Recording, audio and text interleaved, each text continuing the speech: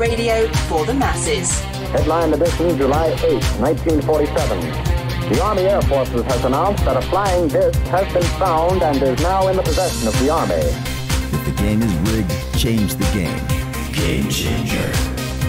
I occasionally think how quickly our differences worldwide would vanish if we were facing an alien threat from outside this world. This is Fade to Black with your host, Jimmy Church, on the Game Changer Radio Network and KGRA, the Global Radio Alliance. I need your help to get to the year 1985. You're listening to Fade to Black with Jimmy Church on the Game Changer Network.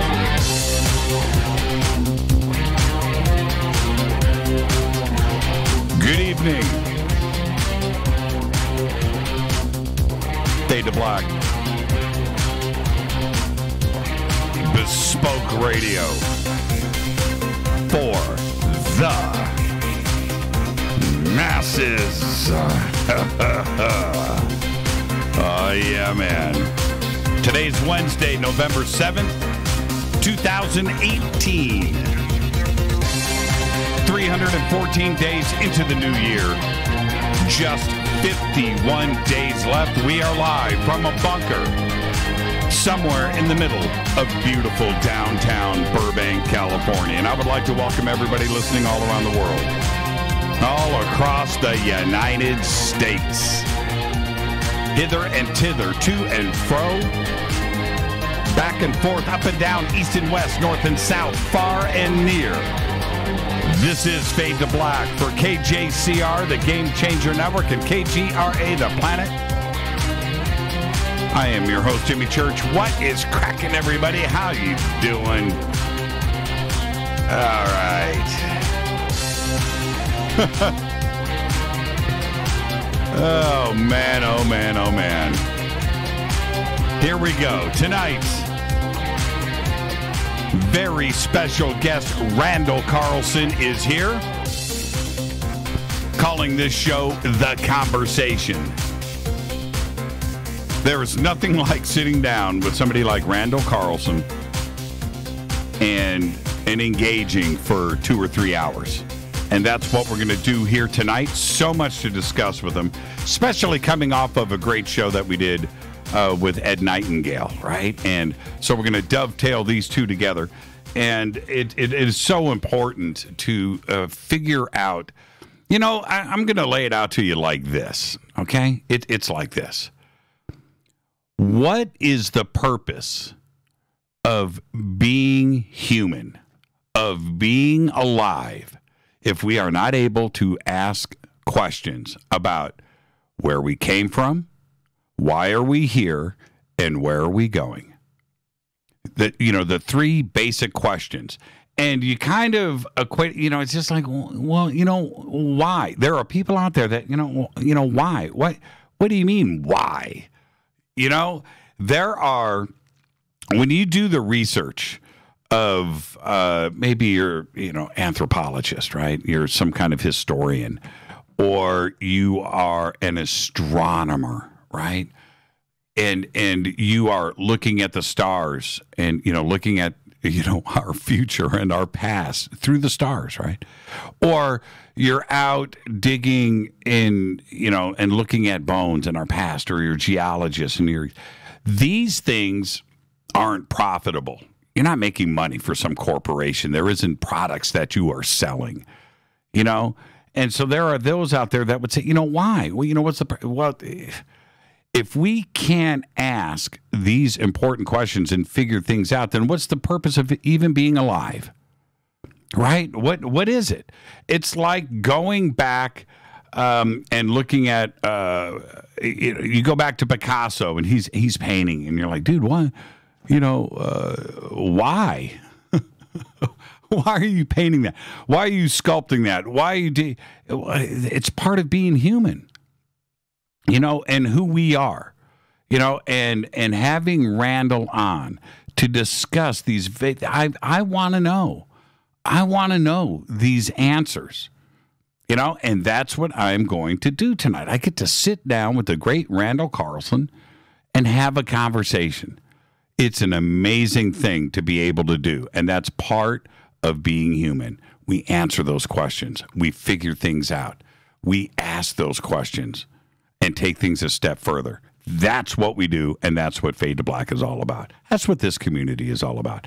Tomorrow night is another Fader night. Open lines all night long with the premiere of Teresa Llenares tomorrow night. Spent my day, I'm very excited about this, spent my day today. You can see my T-shirt, right? Tascam. You like that? Reel to reel. Spent my day today. Tascam sent us a bunch of production gear here. I mentioned it the other day. Spent my day getting that worked out, which, by the way, it's not running. It will be tomorrow. You should see what they have sent. I mean, look at this remote control. Look at that. Can I get this up in here for the camera? Look at that. It's pretty nice, huh? It's not working. Well, it's working. I just... So anyway, that and getting Teresa's new studio set up, and it was just a crazy day around here, just a crazy day. And when you spend 4, 5, 6 hours, installing things and hardware and software and cables and I've got Teresa on the phone and getting her set up, and she's a couple of states away, and meanwhile coming back. And trying to work on the show and get all of this set up too. It's just a crazy, frazzled day. Just a crazy day. So anyway, I spent literally 5 minutes today on social media. 5 minutes in little 2-minute increments, and I'm going to talk about that in just a minute.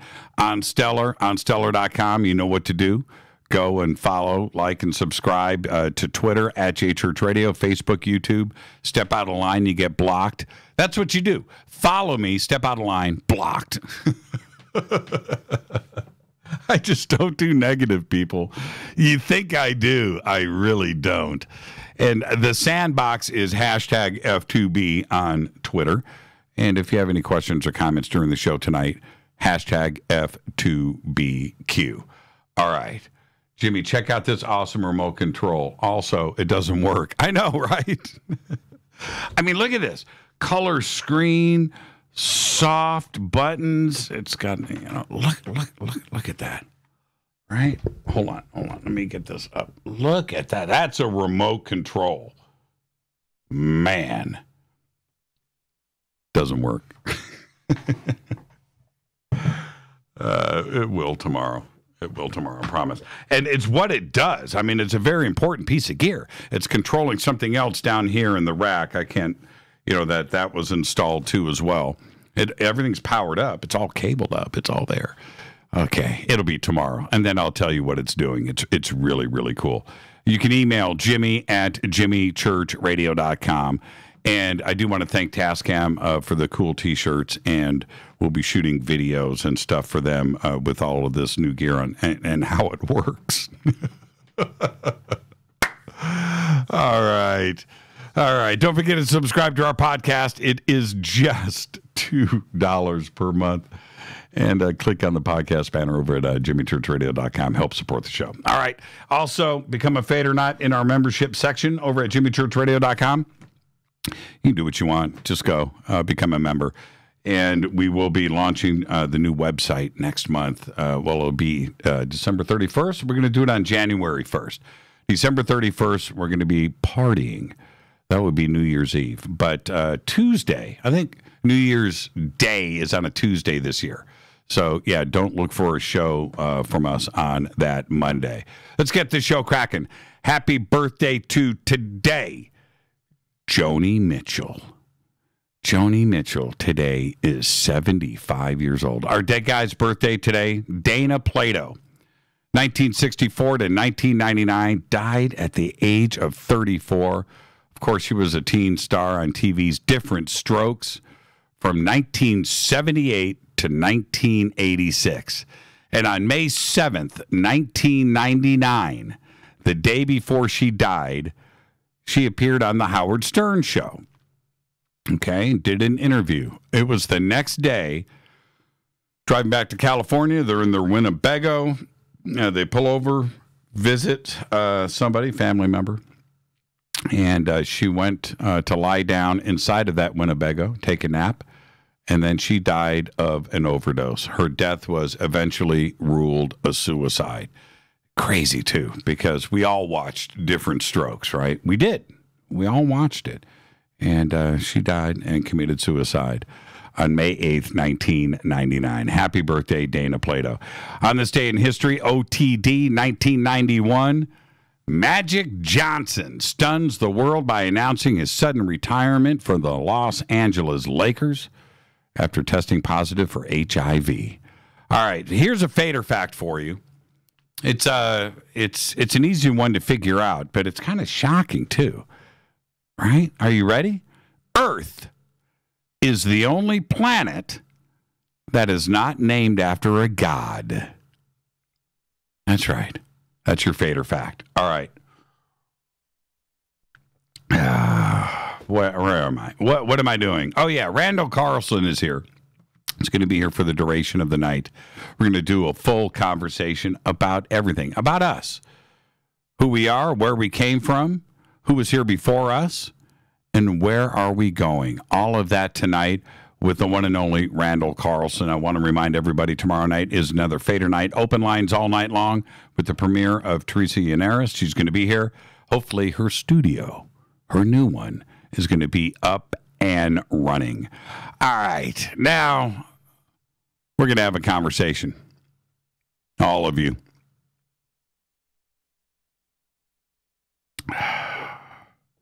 Love my River Moon coffee. I started to warm up everybody in the community a few months ago about the drama that was about to unfold. And at the time, I was vague, and I understand that. And at the time, the comments that were coming in were all just about the same. You know, what's Jimmy on about? What's Jimmy talking about? I have no clue what he's talking about. What's Jimmy talking about? And I get that. Well, now you know. Sort of.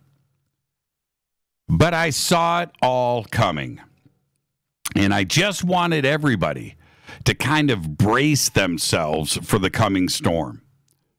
And I didn't feel good about it. Okay? Oh man. This was brewing now for a couple of years. Yep. And when I see something negative out there, I don't care what it is. Believe it or not, my reaction to negativity is block. Block. It doesn't matter because I just don't want to read it. I don't want to get involved. I don't care. In my day, from the moment that I wake up until I hit the red on air light for this show, I am working. I'm working. I'm writing. I'm researching. I'm booking guests. I'm talking to guests. I'm advancing the show. I'm working on the audio. I'm working on production, artwork and things and audio files and moving around and maintenance on the studio. And you know what? I also have a life out there, you know, and I've got to deal with all of that and my dogs and then things, right? And my family and my daughters and my beautiful wife. All of that applies to my day. And anything out there that takes me off of point, takes me off a message, I don't care. I don't care. I block. I'm not distracted. That's what I do. Okay? And so all of this was building up. All of this was building. And I saw it. I saw it coming. And, you know, and it's just like, man, and because of that, and here I am today now talking to you. With the entire nation right now freaking out. We've just finished the elections yesterday and all of the emotional things that are going on. And this country is divided and it's craziness. And Jeff Sessions got fired today. Resigned. You know, and so we get through the elections and we come into today, and hopefully it's a fresh start for everybody, whatever side you're on, red, blue, middle, green, I don't care, right? All of that is going on. The craziness in the world and of all of that country, everything is nuts right now, right? So all of these emotions are flying. The timing couldn't be better for our family here to react and lose it over a bunch of nothing. Seriously. And if you really think about it, what is all of this about? UFOs? Alien contact? Disclosure? Really? We want to blow this thing up over that? It's crazy. There are individuals right now, that want to be the district attorney. They want to be the police. They want to be the judges of our community. And it doesn't work that way. And I'm talking about from any side. I'm not naming any names. I'm talking about pick a side, and somebody out there is trying to tell you or somebody else how it is. They want to run things. And I'm telling you right now, it doesn't matter who you are. You know exactly what I am saying. Every side. This community can police itself. It always has and it always will. Don't think that you are the Lord and Commander, that you can go and do whatever you want and point fingers, you know. But I'm talking about all sides here. The blame, the anger, that finger pointing. It's gone on for so long from so many different sources on all sides. I'm talking about from companies, from individuals, from researchers, from authors, abductees, experiencer. It is nuts to me. It's gone back a couple of years.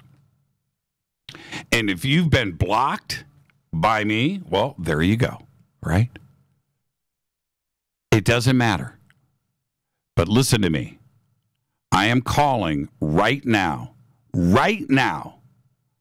for this community to chill.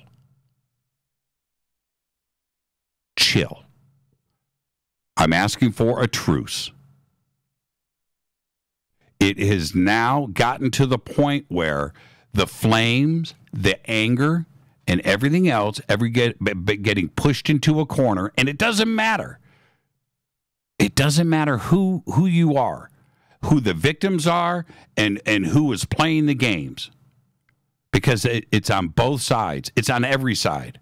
So I am asking right now a truce. If you've been doxxed, truce. If you are doxing, truce. If you are angry, truce. If you don't believe somebody, truce. If you're somebody that has been blamed, truce. You want to react, time out. That's it. And I know that right now, everybody that I am talking about is listening to me. So I am asking you, stop.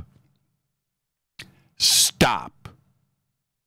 Stop tweeting, stop texting, stop posting, stop commenting, stop. Just stop. Stop. It's time for a truce. The prize here. The prize. You know what I'm concerned about? You know what I care about? I care about, are we being visited right now by ET? What does the government know? What's going on in the skies? What's going on with Egypt? What's going on with ancient civilizations? You know, what's going on with time travel and parallel universes? These big conspiracies going on. That's what I care about. That's the prize. That's what we need to be focused on. That's it. You know, and to think that there are victims right now, people that have been attacked from all sides, too. It doesn't matter. That are lying in bed at night, freaked out because of personal attacks. And they, you know what? That's wrong. You just don't do it. There are people that are being attacked that I'm not fans of. I don't even know. I don't concern myself with, but they don't deserve it. I may not, approve or whatever, but we don't do this. There are people right now that are doing these attacks out of vengeance or reacting, they attacked me, I'm going to attack back. Stop it. It's time for a truce. There are people right now that are lying in bed in the dark with their eyes open, looking at the ceiling going, man, I can't wait to just get up tomorrow and do something. You know what? Over UFOs? Over alien? Are you kidding me? I'm done with it. I'm done. Doxing is wrong. Attacking is wrong. Personal attacks are wrong. You know what is right? Trying to figure out what is going on in the skies up there. What is going on? That is what you need to focus your energy on. Not reacting, not freaking out. I don't want people losing sleep, wondering about how somebody is going to attack them on Facebook or on Twitter or an email or on a website, on a YouTube video, comment, thread thing. That is just wrong. And that's not what this community is about. And quite frankly, I'm tired. And I saw it coming. And I just tried to warn everybody.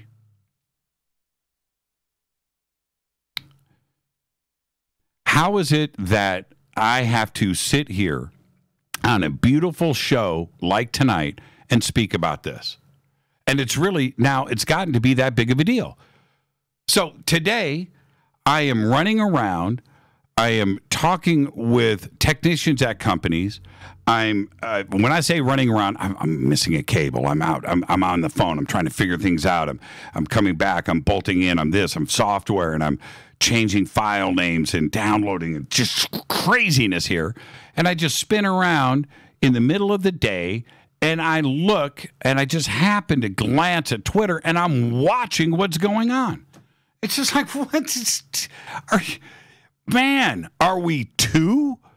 Are we, 2 years old? So, yes, I'm asking for a truce. We need a timeout. Everybody take a deep breath. It's been building for a couple of years. And in the end, those out there on any side that have been nitpicking and poking and just thumbing each other in the chest, what did you think the end result was going to be? And now everybody's upset, right? Well, now it's come down to, what, we are doxing? Are you kidding me? This community, we are supposed to be, fourth dimensional, fifth dimensional, sixth dimensional beings of benevolence, of kindness, of being awakened and consciousness and moving into the future and concerned about this planet and Gaia and Earth and things and pets. And look, that's what we are about. And if you are taking out your time to attack others, or react and attack back, and you think you're doing the right thing, you are losing the respect of this community.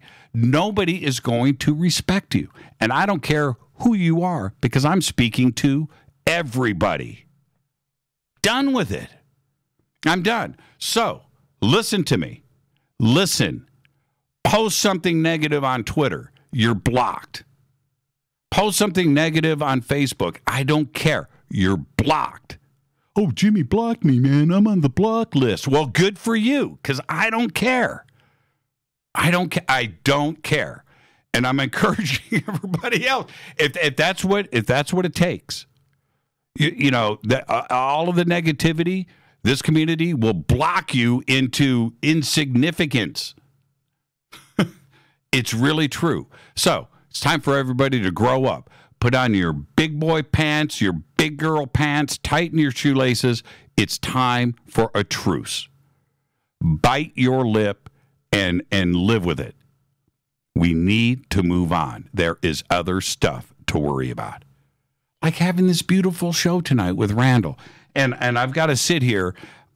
Leading up to this, by the way, let me tell you something.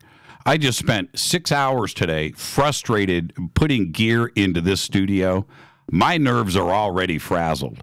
And I've got to, moments before the show, come back on, and I am reading the stuff, and I'm just like, wait a minute here. You know? And I know some of these people personally, and I know how cool they are. I know how maybe unstable. We're all emotional. You know, we're all emotional beings. And what brings us into this community are things that not only are emotional, but you know what? They're fragile. And we start to go and mess with those things that we hold precious and dear. It's easy to come unhinged. And people know that. And they're poking at this community. And it just, you know, we got to stop. We have got to stop. And that's my message. That's what this show has always been about. And it's community first. So that's it. That's my message. Truce. Truce. And from this moment forward, I'm not playing. Listen to me. From this moment forward, any negativity, people are going to recognize it. Because you're part of the problem. Now, you can change right now. Just go, you know what? Okay, enough is enough. All right? Let's give it a shot. Let's give it a shot. Let's just all get along. Time out. Sometimes you got to retreat and you got to think about things. Take a deep breath. All this over UFOs? Really? Really? Think about that. It's Fade to Black. I'm your host, Jimmy Church. Yeah, you can email me. Jimmy@jimmychurchradio.com. All right? There you go. I won't even read it on the air. Let's get out of here. I want to have some fun. I want to talk to Randall Carlson. Watch me change my tune. I'm going to go through this commercial break, and I'm going to come back bright-eyed and bushy-tailed. It's all good. All right? Time out. We're moving on. It's Fade to Black. I'm your host, Jimmy Church. Email is jimmy@jimmychurchradio.com. Follow me on Twitter, @jchurchradio. Yeah, I'll block you. I'll block you. I'll be right back after this short break. Stay with us.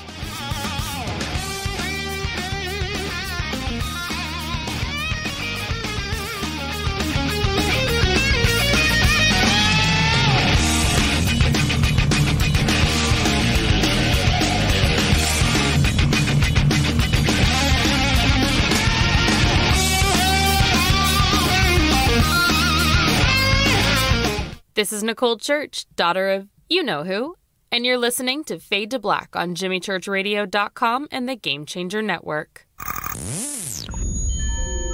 You're listening to Jimmy Church, Fade to Black. Fade to Black will now pause for alien identification.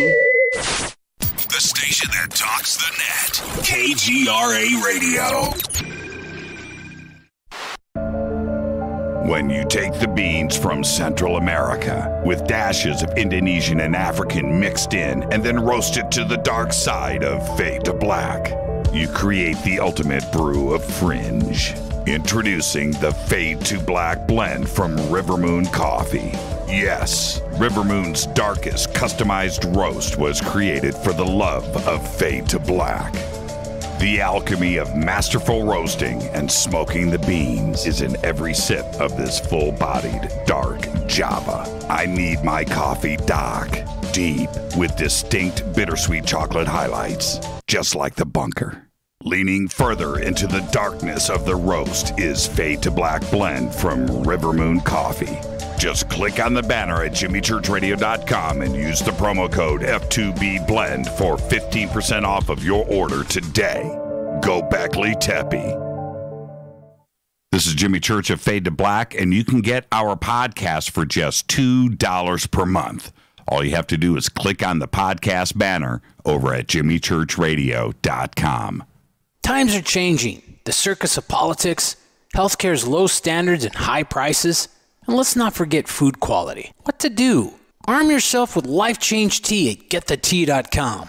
In a world of chemical imbalance and poor air and water quality, it's time you make a move. Log on to getthetea.com and stock up on organic non-GMO supplements. Don't forget the tea. Cleansing your body never felt so good. And we have a brand new tea called Takedown Tea, which helps support healthy glucose. All natural body support so you can be at your best, naturally. All you have to do is log on to getthetea.com. That's getthetea.com. We're not a fad that comes and goes. We are the real deal. Join us and armor up. Getthetea.com. That's getthetea.com. Changing America's health one tea bag at a time. 9 out of 10 geneticists agree.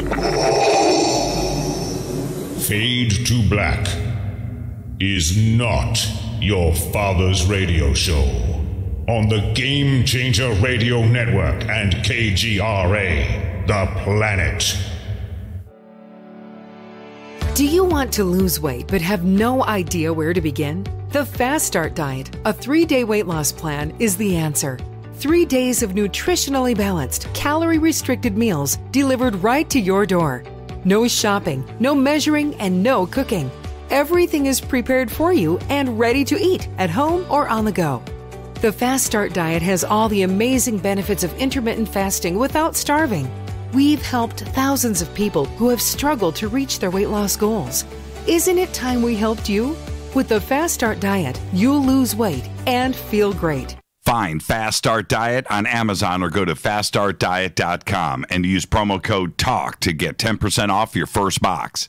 And as a special bonus, Fast Start will include their #1 rated Lipo3 appetite suppressant spray free with your order. This is Jimmy Church. And whatever your diet plans are, do what I did. Go to faststartdiet.com. Hi, this is Rob Reiner from Anvil, and you're listening to JimmyChurchRadio.com.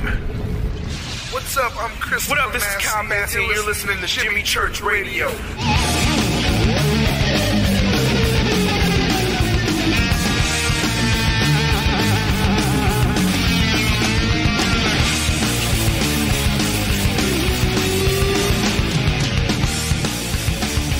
All right, welcome back. Fade to Black. I'm your host, Jimmy Church.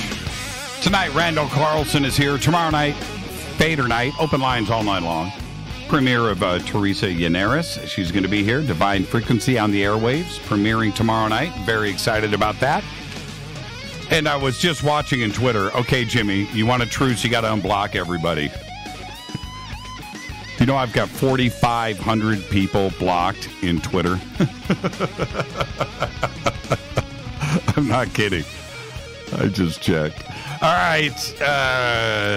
Yeah, I'll take a look at that. I'll consider it. Okay? I will.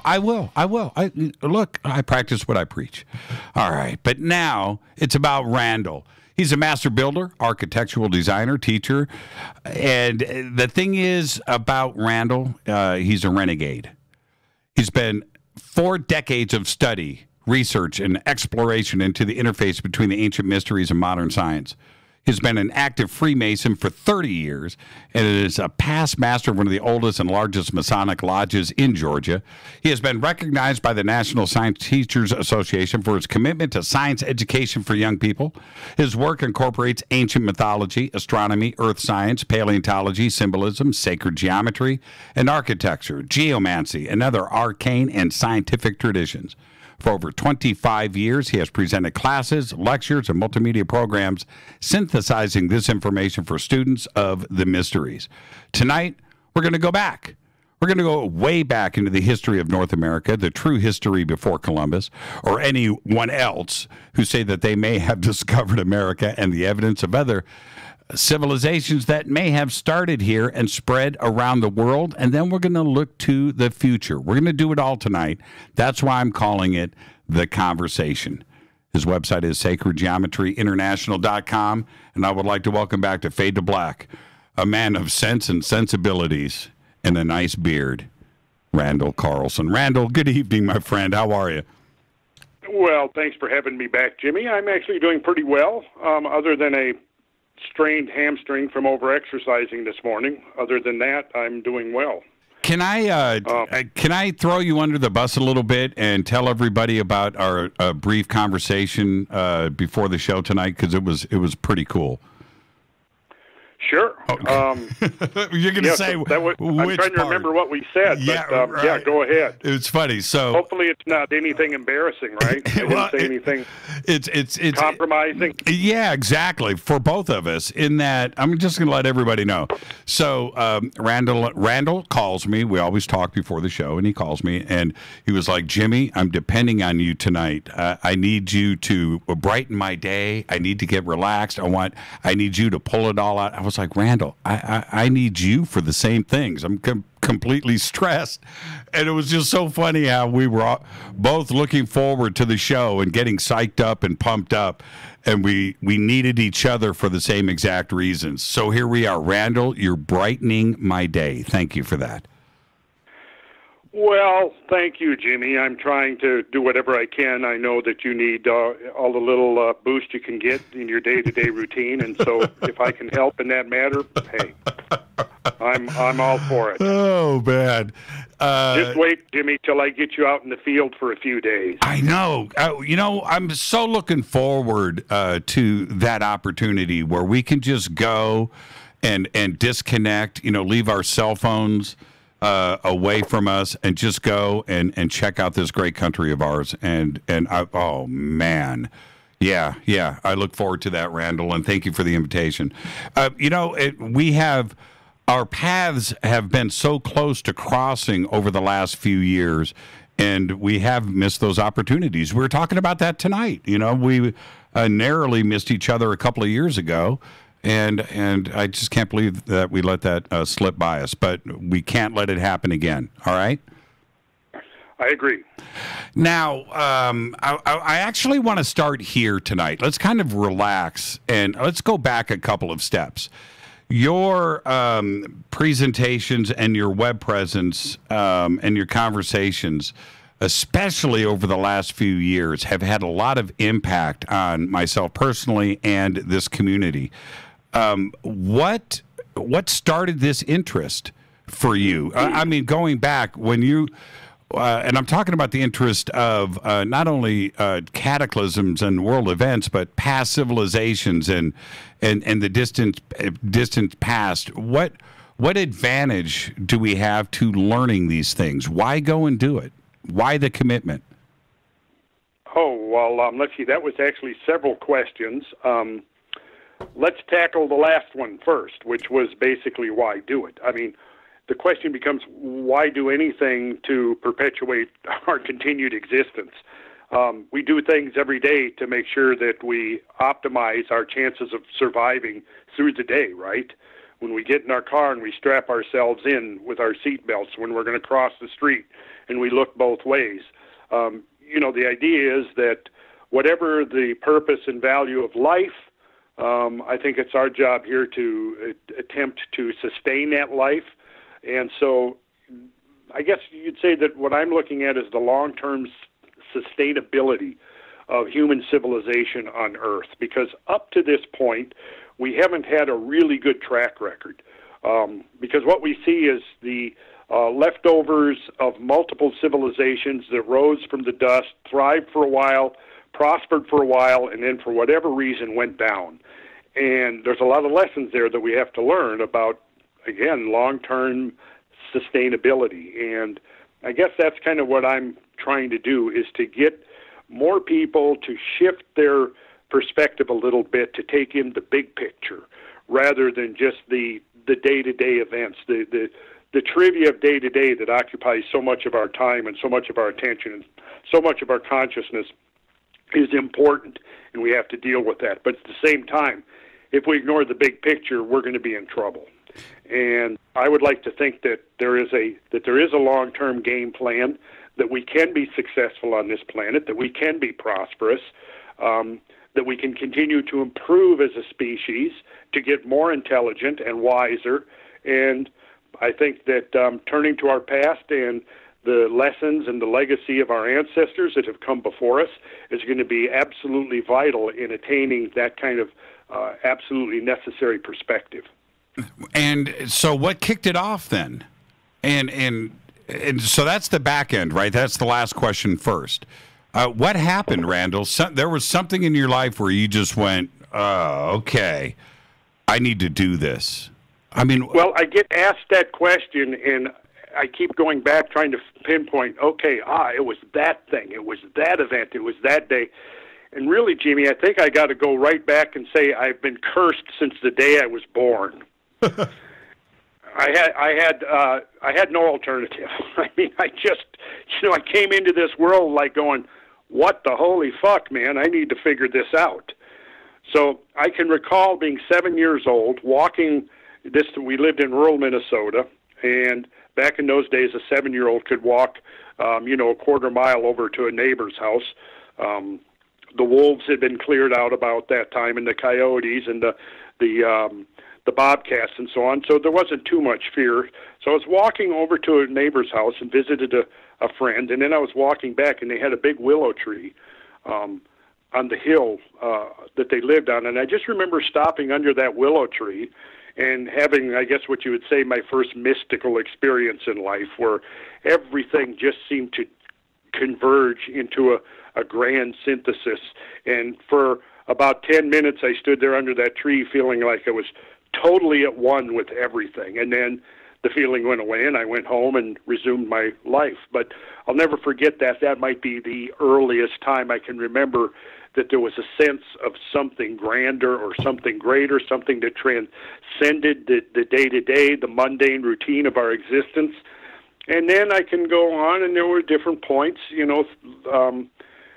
experiences I had. Probably more than anything, I believe it was probably growing up in a rural environment. And I had, because of the fact that my parents got divorced when I was 9 years old, I grew up back and forth between the world of my mother, which was Louisiana, and the world of my father, which was Minnesota. So I had rural Minnesota, and I had rural, small-town, backwoods Louisiana experiences.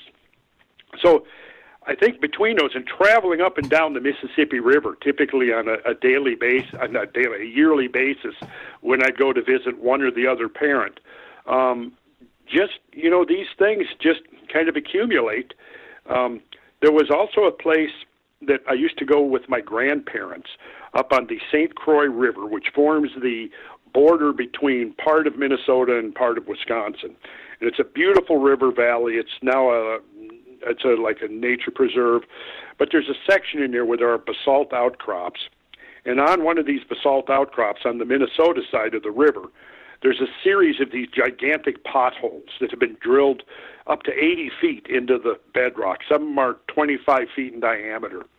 And we used to go there when I was a kid, and it's a park, and you go in there, and I just remember being there, probably 8, 9 years old, seeing these big potholes and wondering, what's the story here? I mean, how do you get an 80-foot pothole drilled into bedrock? Right? That's an interesting question, and it's a question that I now know the answer to, and didn't know the answer to for decades after that. But it was those kinds of things that would kind of gestate in the back of my mind. We grew up on a lake, and that lake was a kettle lake, which is a type of lake that's left over after the retreat of the great ice sheets. This was in Minnesota, obviously, not Louisiana. And so living on this lake, and being surrounded by a landscape that had been totally sculpted by the presence of these great glaciers in their retreat, it somehow made an impression on me that I came away with this sort of intuitive sense by the time I was probably adolescent age that there was meaning in that landscape. There was a story or a narrative in the landscape. And, of course, it wasn't really probably till 2 decades later that I really began to understand that, yeah, there literally is. The landscape of the whole planet, in fact, has been shaped by these great events, in some places more spectacularly than others. And then, of course, the late 60s came along, and I was, right of prime age during all of that, late 60s and early 70s. And that led me to, living in a lean-to up in the Rocky Mountains at 11,000 feet for 3 months. And just sitting up there contemplating the nature of the Continental Divide and trying to understand really what processes led to this situation in which I find myself sitting on this, on this ridge, on these mountains, basically right up in central Colorado, right on the Continental Divide.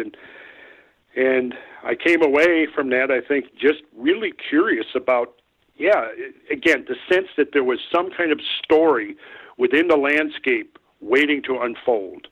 And so it was this kind of a thing that has sort of been in the back of my consciousness ever since, my teenage years. But it wasn't until I would say I was probably in my late 20s that I really began to go, okay, I'm going to study the sciences and try to gain access to the knowledge I need to make sense of this intimation I have that there is this story in the landscape that has not yet been deciphered. So I began more formal studies, enrolled in college and majored in geology, took a lot of astronomy and math and history courses, so that I could begin to see that, I think what came out was the realization that the terrestrial realm and the celestial realm, that there was not a clear division between them, that the celestial realm had a much bigger role to play in the shaping of the world here below. And that sort of has been confirmed, by the last 30 years of research as we realize the multiple ways that the Earth and the cosmos interact with each other. But this was something that our ancestors were well aware of, and they encoded that into their mythology, into their architecture, into their symbology, into their art. And so the other aspect of this was, early on getting a love of mythology, starting with Greek and Scandinavian mythology. I was just thoroughly entranced by the stories from the mythical records, the mythical archives. The story of Ragnarok and the battle of the gods and the giants just really affected me when I was 9 and 10 years old. Because when I first learned how to read, this was some of the stuff that I got really absorbed in. Later on, I came to realize that underneath all that mythic imagery was actual real-world phenomena, and that had been encoded into the symbology, the archetypal symbology of the myths that have come down to us from many venues all over the world. So I can't really put my finger on any specific point where it all gelled. I will say that I've said this before. There was one day I actually can pinpoint when it was early summer, 1969, and it was a very beautiful day. And there was a place called Flying Cloud Airport, southeast of Minneapolis, and it was on bluffs overlooking the Minnesota River Valley. Mm-hmm. And there was a concert out there one Saturday or Sunday. They used to have free concerts out there, and I would go out there and enjoy the music. And one day, I guess it was a break in the music, I wandered away from the area where the audience was gathered, and I wandered probably 200, 300, 400 yards over to the perimeter of these bluffs that looked down over the Minnesota River Valley. And I remember standing there for a long time during this break in the music, just looking out over the valley, and this is what I saw. On the far side of the valley, which I now know is about 4 miles distant, I saw a set of bluffs that were sort of the matching set of bluffs that I was standing on, right? I'm looking to the south because here the river is running east to west. Down below, I see the ribbon of the modern Minnesota River. And it's minuscule, obviously, compared to this big channel that's 4 miles wide. Yet, it had the same appearance. I could see that there were bluffs on either side of the Minnesota River, which is, not a little river. It's a medium-sized river. It's got a healthy flow. But I remember seeing that and getting this sense that I was looking at a giant version of what I was seeing in terms of the river below. When I was looking at the banks and seeing those banks, how they corresponded to these two bluffs. And I thought, is it possible that this is a giant river valley? And that was just, again, one of those things stuck in the back of my craw. Well, about 10 years, 11 years later, I had started studying geometry. Because as a builder, I got very interested in geometry and architecture and how other cultures and ancient peoples, how they built things, how they designed things. So as I was getting into all of that, I kept running across this same patterns of symbology and meaning encoded in ancient structures all over the world. And one of the things that I realized as I began to study the methodology behind the building of the Gothic cathedrals, the building of the Mayan structures and how they laid out their cities and their temples, the Greek temples, the systems of geometry they used, was that there is a principle called scale invariance. Now, what that means is, in architecture, it means that the part reflects the whole, that there's a proportional constant between the piece of the thing and the whole of the thing, right? And this is the basis of harmony in architecture and art, is this method of linking the whole with the part, because there's this constant of proportionality there. What that means is that if you took the part and you enlarged it, you blew it up, it could duplicate the pattern or the geometry or the proportions of the whole, right? This is scale invariance, so that no matter what scale you're looking at, it's the same idea behind fractals, is that regardless of the scale, the pattern appears the same, right? Well, this principle is also very important in geology, and particularly in fluvial geomorphology, which looks at the patterns of landscape that are created and sculpted by water, right? So the principle of scale invariance, I discovered, was embedded in the principles of ancient architectural design, right? Well, it's also embedded in the natural world, because I'll give you a practical example. Anybody can pick up a textbook on geology, right? You open it up and you start looking at the photographs. You'll always see something in the photograph. It might be a person standing there. It might be a rock pick placed in there. It might be the geologist's hat placed there. But there's something put in the picture for scale, right? Because if you take that out, you go, wait a second, am I looking at a rock outcrop here that's 3 feet high or 300 feet high? Mm-hmm. You don't know. See, that's scale invariance.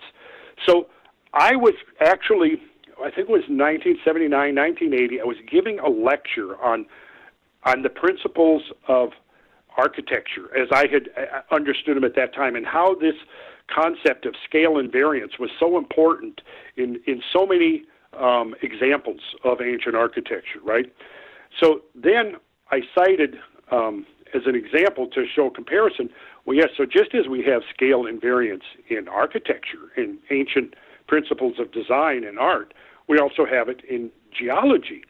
And I cited the example of standing on the bluffs, looking out at the Minnesota River Valley, seeing this giant channel, and thinking that the giant channel and the small channel that the modern Minnesota River flowed in was an example of scale invariance.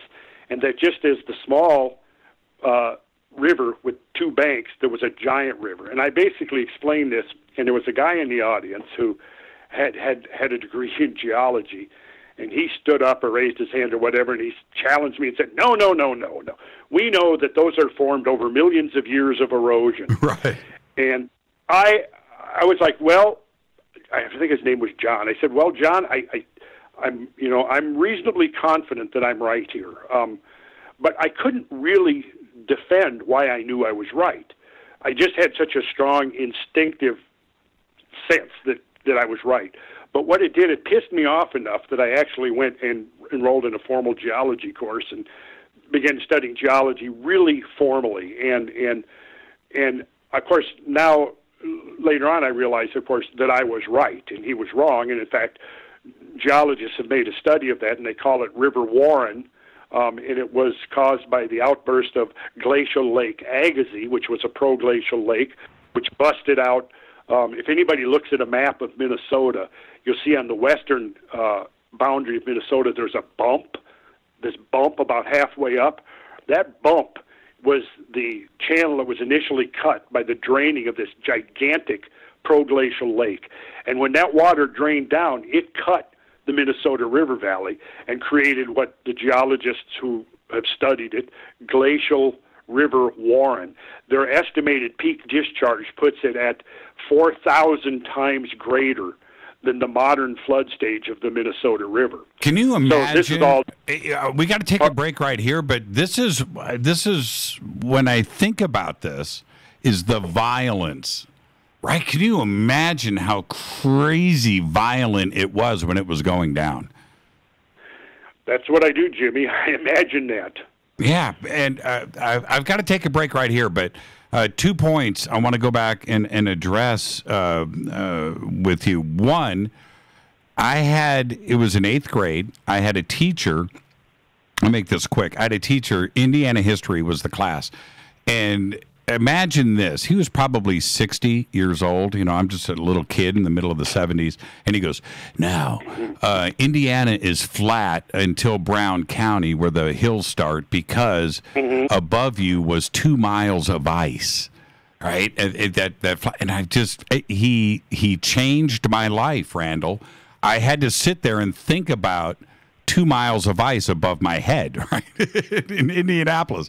There was that. And then, just like you. And then when I was about 21 years old, I went out to the desert with a friend here in Southern California. And he looks around and he goes, now, see all of those peaks around us? Those were all islands. At one point, this was all water. And up there, you know, and I just visualized that for a second. And you drive around the United States and you go through New Mexico, or you go through these parts where you see all of this geology, and you realize that at one point those were islands, right? You know, just like in Minnesota, where you're talking about there too as well. It's a crazy world that we live in, and to go back and contemplate it instead of ignoring it, I think that is one of the coolest things that we can do, is go back and figure out why. Because it was a violent change at one point, violent, life-changing, cataclysmic events. Absolutely. Yeah, you can't exaggerate it at all. You can't. The violence was must have been incredible. Let's take a break right here, and I just think about the melting ice and those changes. Those glaciers went somewhere, and when they went somewhere, something else disappeared. That's a crazy concept. This is Fade to Black. Our guest tonight, Randall Carlson. Tonight is The Conversation. I'm your host, Jimmy Church. We're going to pick up where we left off when we come back. Our guest is Randall Carlson. Stay with us.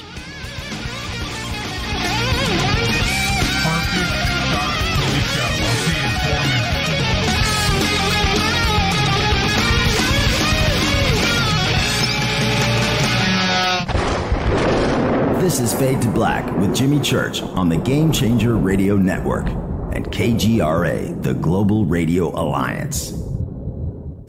This is KGRA Digital Broadcasting Station, Salt Lake City, Utah, Van Buren, Arkansas. Folks, this is very important information. What's to be said about CBD? AncientLifeOil.com. Our CBD is made from hemp and has 0.003 THC, which means this wonderful product won't get you high, no matter what amount you take. What does CBD do for the body?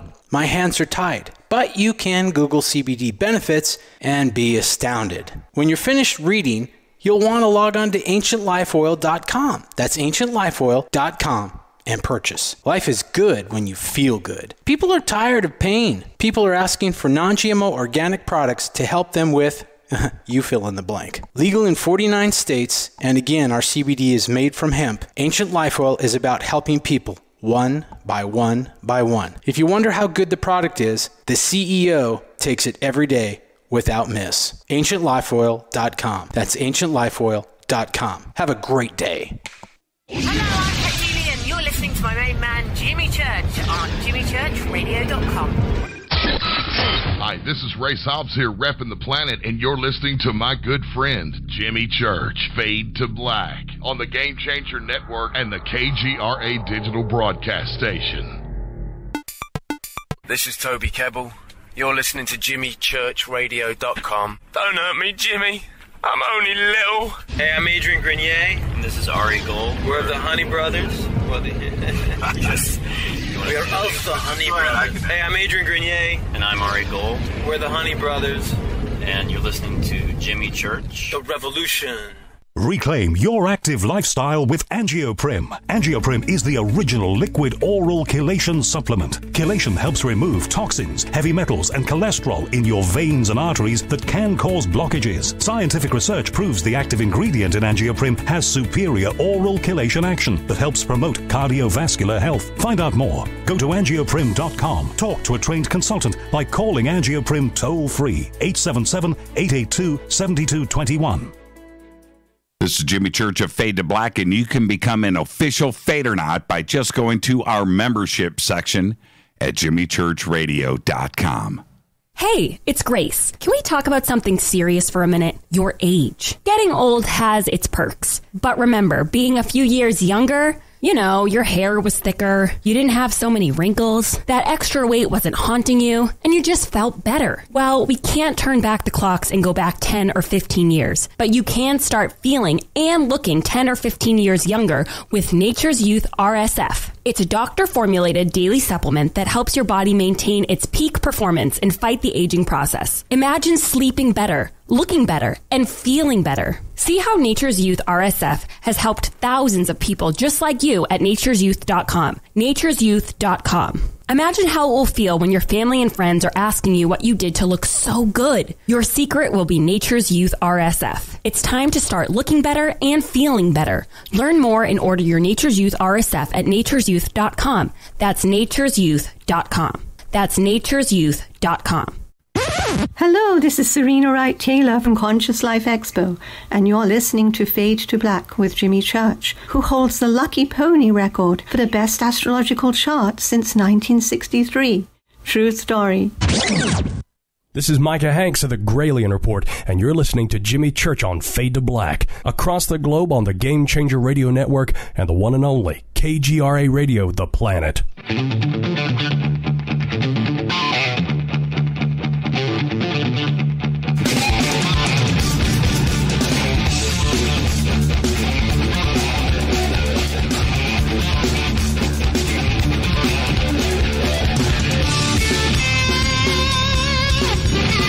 Welcome back, Fade to Black. I'm your host, Jimmy Church.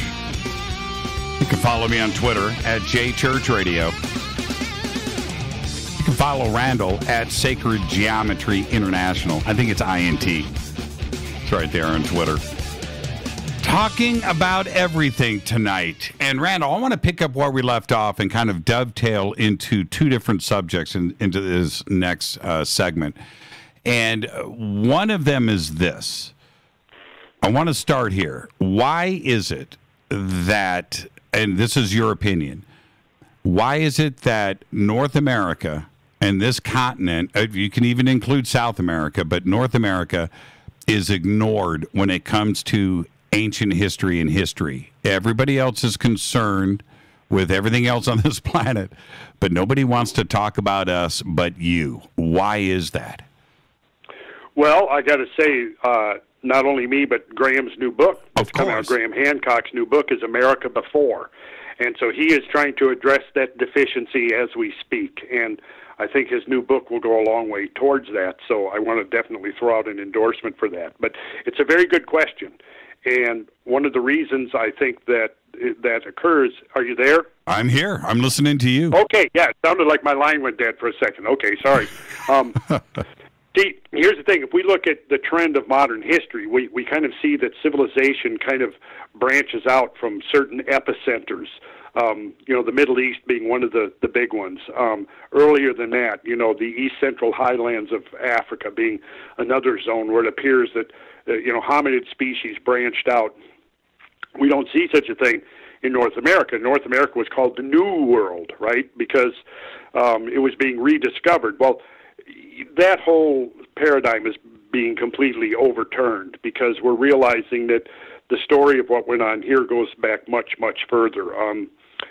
Last fall I had the opportunity to spend a couple of days with Albert Goodyear, who is the lead archaeologist on the Topper site, which is right along the Savannah River, that separates North and South Carolina, or actually separates Georgia from South Carolina, excuse me. Right. And very interesting what was going on there. You know, he was one of the principal archaeologists looking at the Clovis, the evidence for the Clovis culture, you know, which was this short-lived culture that appeared very suddenly around 13,400 to 13,500 years ago.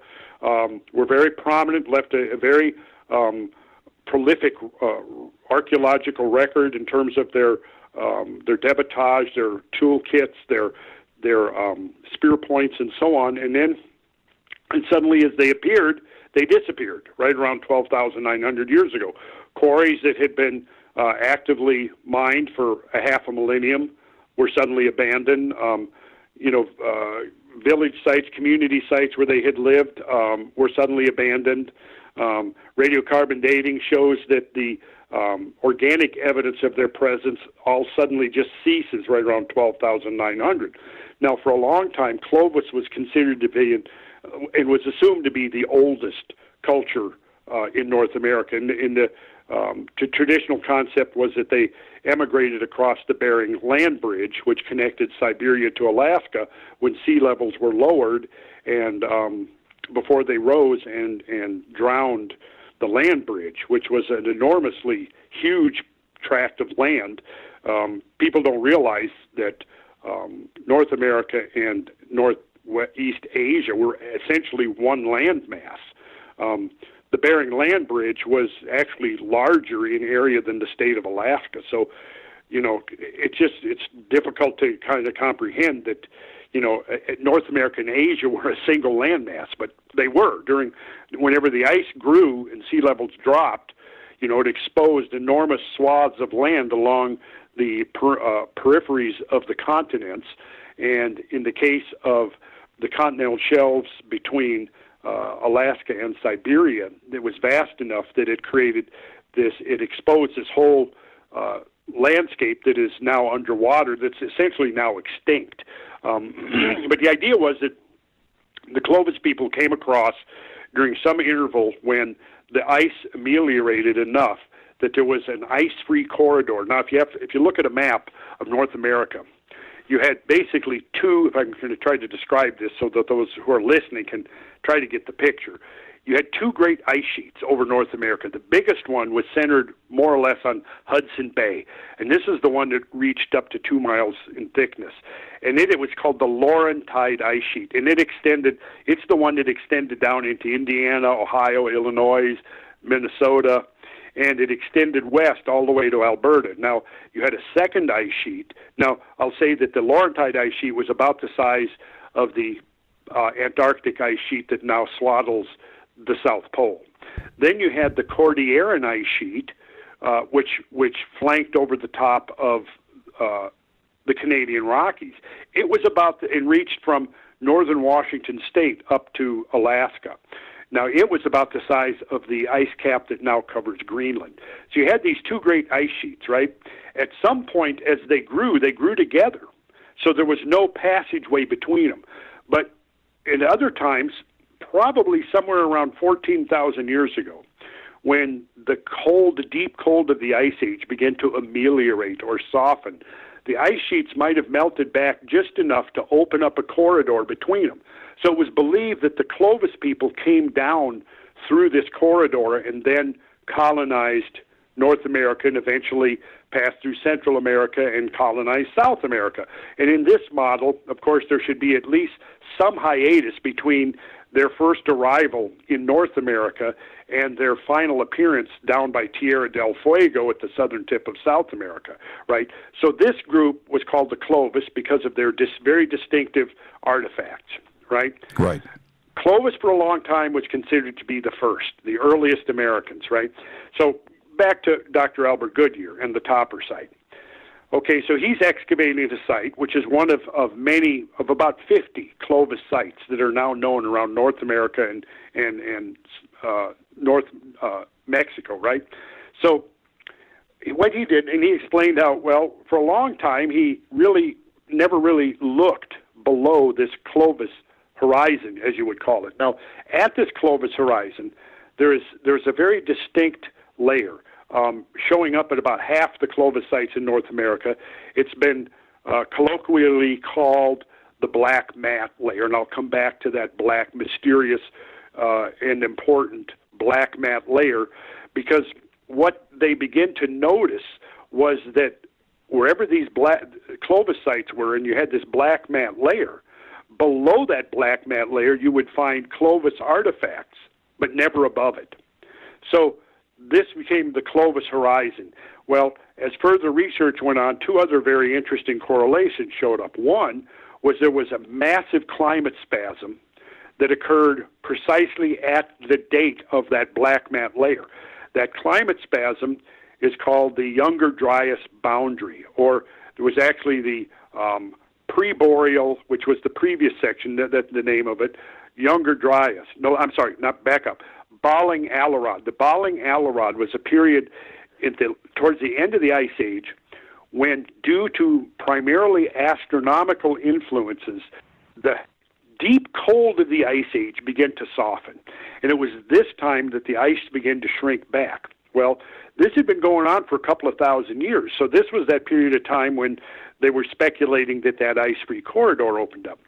Well, what happened is right at the end of this couple of thousand years of gradual warming, that warming was suddenly interrupted at the Balling Alarod Younger Dryas boundary, which was dated at 12,900 years ago, and there was a massive, rapid, almost catastrophic shift back into full glacial cold after 2,000 to 3,000 years of warming, right? Now, that climate spasm coincided precisely with this black mat layer that marked the end of the Clovis culture. The other thing that correlated with that was the fact that the great megafauna that inhabited North America for tens and for hundreds of thousands of years basically disappeared in an eye blink. Most of that disappearance occurred right at that same boundary, so that typically they were finding the remains of the extinct megafauna below the black mat, but not above it. So the black mat is dated at that magical number, right? 10,500, 10,900 BC? Yes, that's exactly right. That's exactly right. Now, this is an important date. Yes, it is. We'll come back to that date. Oh, yes. Very important date. Okay. It links a lot of things together. So anyways, back to Albert Goodyear. With this as a context, I hope that people didn't think I was just rambling on. I'm going to get back to Albert Goodyear and the Topper site. So he had been studying the Clovis culture and had never bothered to look beneath it, right? Now, at the Topper site, I think that if I remember right, the Clovis culture horizon, there also at the Topper site along the Savannah River, the black mat layer doesn't really show up like it does at some of the others, like in the Southwest, where it shows up real conspicuously. So anyways, he said, well, people kept asking him, well, what was below it? What was below it? What was below it? And he said, well, he never bothered to look because the assumption was that there was nothing below it. But then he finally decided, okay, I'm going to take a look. So they dug down, they excavated about 6 feet down below the Clovis layer, and what do you think they discovered? They discovered more evidence of cultural occupation. They discovered more fragments of tools of human occupation. That predated Clovis. Predated Clovis by nearly 40,000 years. Now, that's not the only site that's now showing up evidence of much, much earlier occupation of North America. But see, this gets us back to your question. See, here's the thing. You've got a picture. Around 12,900 years, centered on 12,900 years ago, there were a series of massive earth-shaking convulsions that jerked the planet out of the deep freeze of the Ice Age and eliminated 6 or 7 million cubic miles of glacial ice off the continental surfaces, melted it rapidly, returned it into the ocean basins, causing rapid sea level rise. And we still, to this day, don't really understand what happened or what was the sequence of events, although we're getting closer to understanding, because of things like that black mat layer and the mysteries that it reveals. But the thing is that here's what you've got to understand. When this planet underwent the series of catastrophes that brought it out of the Ice Age, the epicenter of those catastrophes was North America. So you got to let that sink in. North America, for example, lost the greatest percentage of megafaunal species. South America was very close behind. But you see, when you say, Jimmy, when you say elephants today, what do you think of? What place on Earth do you think of when you say elephants? I think of Africa. Africa, yes. Or India. Or you might even think of India. Yes. If we go back 15,000 years ago, now all elephants are called, the scientific term for elephants is proboscideans because of their long snout, right? If we go back into the Ice Age, there were 4 species of proboscideans or elephants that lived in North America. So that's very bizarre when you start thinking about it. You know, you had 3 species of mammoths. You had the woolly mammoth, the Columbian mammoth, and Mammuthus imperator, and you had the mastodons, and Mammuth americanum, which was the mastodons. So all 4 species went totally extinct right around the same exact time. So if you look at the loss of species, and bear this in mind, when you're looking at species loss, you're basically looking at habitat loss. Certainly in the case of let's say, for example, a large volcanic eruption, might completely devastate everything in the immediate region. And whatever animals might live there get completely wiped out. If it's on an island, you may have a case where all of the species of that animal on that island are destroyed, right? Well, bear in mind that for a species to go extinct, you pretty much have to kill off every single individual of that species. Think about the American bison. Going back to the turn of the century, there was only a few hundred bison left alive. The species came as close to extinction as you could possibly go without actually becoming extinct. And then, due to the involvement of some far-sighted individuals, the species was saved, it was recovered, and now, of course, you can go into the supermarket and buy bison burger. So the species has completely come back again, not to the numbers that it once was, but certainly way beyond the threshold of extinction that it found itself at, just over 100 years ago. Right. Now, here's the thing. If we were to look back, from 1,000 or 2,000 years or whatever in the future, we might completely miss the fact that the American bison came within a hair's breadth of extinction.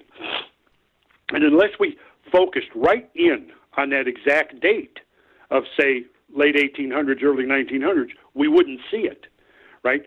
So if we go back to 13,000 years ago, what we see is that literally half the great megafaunal species on Earth disappeared within a geological eye blink, right? Now, here's, to me, where the whole thing gets silly. For many decades, it was believed that human hunters were responsible for causing the extinction of the woolly mammoths, right? Well, woolly mammoths was one species of proboscidean, but then there were giant ground sloths, multiple species of giant ground sloths. There were giant camels. There were horses. There were giant armadillos. There was the cave bear, the giant short-faced bear. The list goes on and on and on. Elk with 12-foot antler spans and 8-foot shoulder heights. All of these animals went extinct within a very short period of time, maybe just a few centuries or even less. What's interesting is most of those extinctions occur right up beneath that black mat layer. So clearly that black mat layer signifies something important, right? Well, back in 2007, Richard Firestone, Alan West, James Kennett, and another group of scientists, I think there's about 15 of them, published a paper where they had gone in and examined the black mat layer. And what do you suppose they found? What they found was the fingerprints of a cosmic event. Mm-hmm. They found nanodiamonds, they found microspherules, they found magnetic grains, and in the interim, since 2007, since the interceding 11 years, multiple amounts of other evidence have been found that confirms overwhelmingly that there's something cosmic happened. Now, exactly what it was, I don't know. I don't think they know. I don't think that they're willing to say definitively, oh, it was this or that, because there's still a lot of mysterious aspects to this whole event that happened. Well, let me, I just have to ask, you can answer quickly. What would add diamonds to that mix? Lots of heat and pressure. Tremendous. But let me tell you where you find nanodiamonds. You find them in nature in two places. You find them in meteorites, and you find them embedded in the rocks in confirmed meteorite or asteroid impact craters, right? The other place where nanodiamonds have been found is in the testing sites of nuclear weapons. Under the heat and pressure of a nuclear weapon explosion, like a 1 megaton bomb exploding, will create enough heat and pressure that it produces billions of these very tiny nanodiamonds that only show up under, like with electron microscopy, but they're extremely small. And so those were the three places that nanodiamonds were known to have come from, right? So now what happens? They find a layer of nanodiamonds at the base of the black mat layer.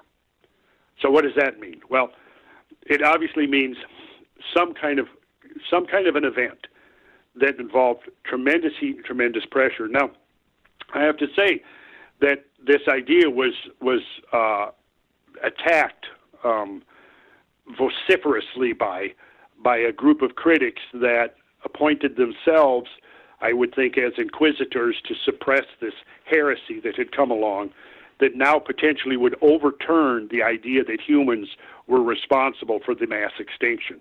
Because many of the proponents or the most severe critics of a cosmic event were proponents of a human cause for the mass extinction. So they have been the ones who have been primarily in the forefront of attacking it. But what has happened is the original group of 15 has grown to be over 50 scientists internationally now, many of them who came originally as critics themselves, but began to look at the evidence and became converts and said, yes, the evidence is here. We see the nanodiamonds. We've seen the microspherules. We've now found an iridium spike. We found a platinum spike right at 12,900 in the Greenland ice sheet. Now, how do you get all that platinum there is a really interesting question. But again, platinum is one of the platinum group metals along with iridium and others, ruthenium and others, that basically is delivered to Earth via a cosmic source, such as comets or asteroids. So clearly the signature of something is there. But what it is, like I said, at this point is still unclear because there's many dimensions to it. And I'll tell you, Jimmy, the whole phenomenon is really bizarre. And it's going to take a while, I think, to really come to grips with what really happened. But it clearly involved some kind of interaction between the Earth and the cosmos. Of that, there can be no doubt. The epicenter of this catastrophe was North America. So basically, what the evidence of the rapid disappearance of the Clovis culture would suggest is that whatever was happening here culturally was pretty much erased. And so the next 10,000 years was basically surviving populations of animals and societies recolonizing the Earth, which had been basically wiped out on many fronts. North and South America were the most severely affected. North America lost about 3/4 of its megafaunal species, and South America was very close behind. Eurasia lost about 1/3 of its megafaunal species. Africa only lost about 10%. So Africa apparently was in a zone that was not as severely affected as other areas, because most of the large animals in Africa today are Pleistocene mammals. So they existed back during the Ice Age, but whereas North America and South America lost their mega mammals, or most of them, Africa preserved most of its. So I think that clearly implies that Africa, or at least sections of Africa, were a safe haven of sorts.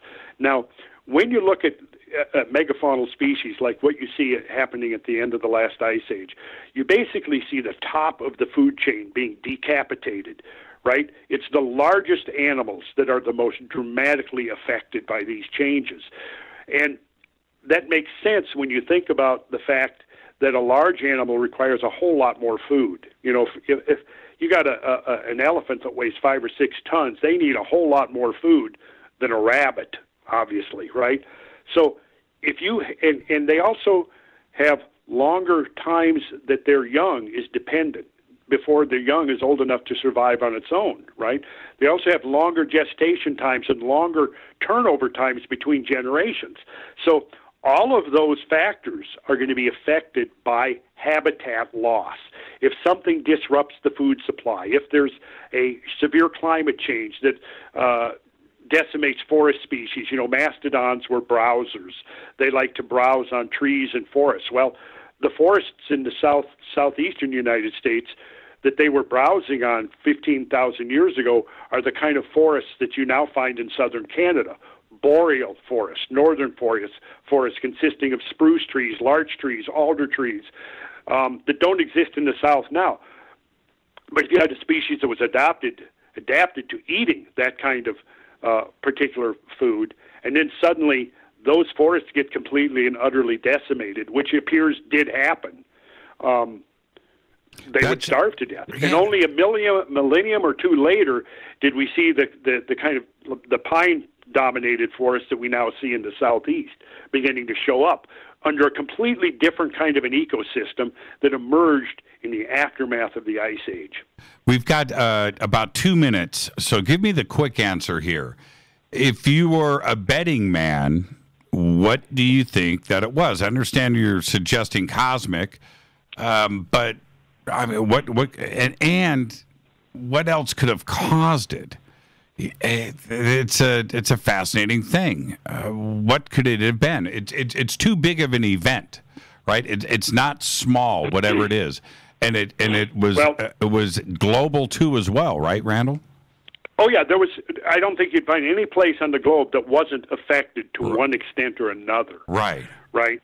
Obviously, just sea level rise alone was global. So no matter where you lived on the Earth, if you were on some coastline, you were rapidly displaced by rapid sea level rise.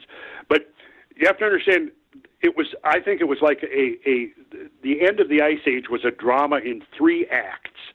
Act number 1 was at about 14,600 years ago, and this was the first huge melting of the ice sheet.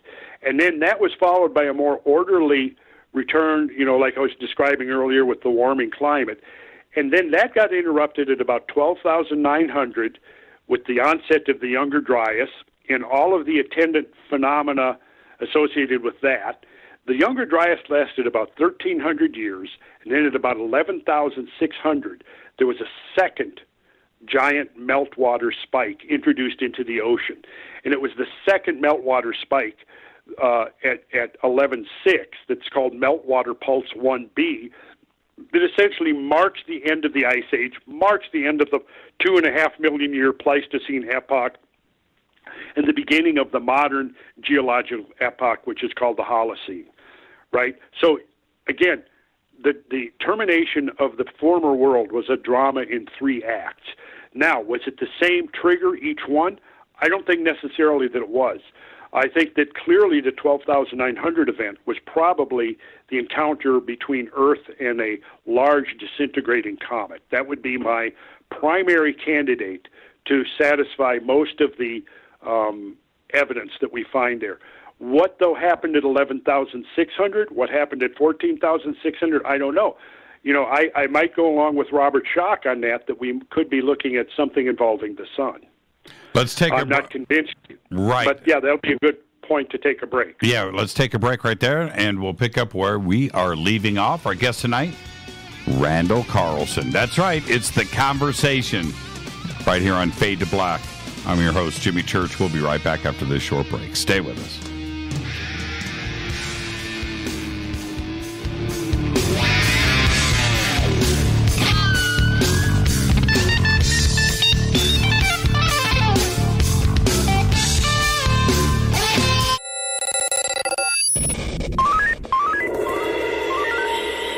here. We listen to Jimmy Church. You're listening to Fade to Black. Always on the edge of the hottest alternative talk. Jimmy Church with Fade to Black. KGRARadio.com. ¿Qué tal, mis amigos? Yo soy Mario Carlson, el tiburón, y los invito para que escuchen a mi buen amigo Jimmy Church Radio. ¡Claro que sí!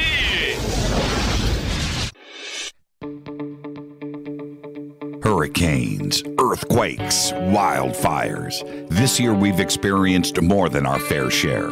This is Jimmy Church of Fade to Black, and last month I decided to make sure my family does not have to worry about food should we get caught in a real emergency situation. Introducing Numana, a healthy, storable product that tastes so good that you'll want to eat it every day instead of just during those times of duress. All Numana products have a 25-year shelf life, are MSG and GMO-free, no preservatives, and are made in America. With the Numana pack in your home, you'll be able to sleep at night knowing that you've protected your family. Not only have I tasted and tested, I own it. Now you can too. Just click on the Numana banner on JimmyChurchRadio.com and use the promo code Jimmy when you order. In addition to a discount, we'll send you an autographed Fade to Black t-shirt. Seriously, go Beckley Tappy. Do you want to be an official Fadernaut? Of course you do. This is Jimmy Church of Fade to Black. Just go to our membership section at JimmyChurchRadio.com. So, you love talk radio? Then you'll love TalkStreamLive.com. TalkStream Live is always on, 24/7, with the best streaming talk shows. Find your favorite talkers and discover some new ones. It's free, readily available online or on mobile with any smartphone or tablet. Finding your favorite talk shows all in one place has gotten a whole lot easier. Just go to TalkStreamLive.com. Be sure to download the free apps from Google Play or the iTunes App Store. You listen to us, and we listen to you. And so does the CIA.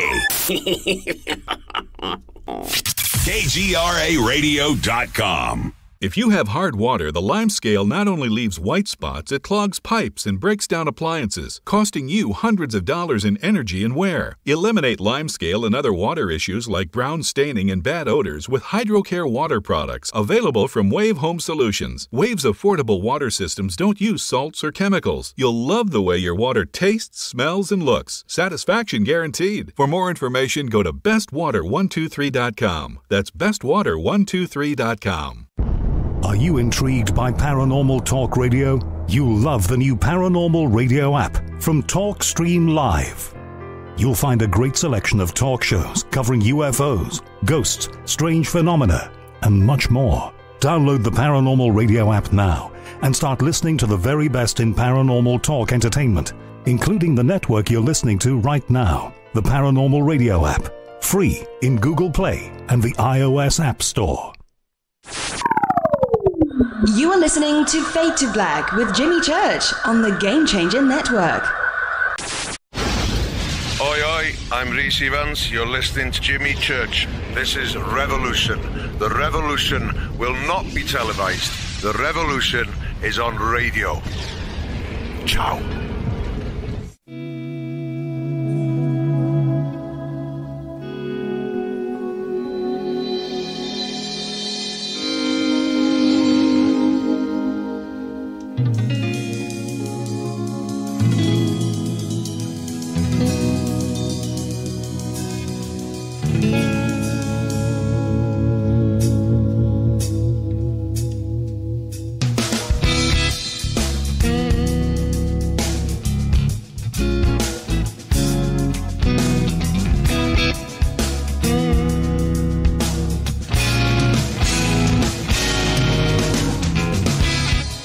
Welcome back, Fade to Black. I'm your host, Jimmy Church. Our guest tonight, Randall Carlson. Tomorrow night is Fader Night, open lines all night long, premiering with Teresa Yannaris, Divine Frequency on the airwaves.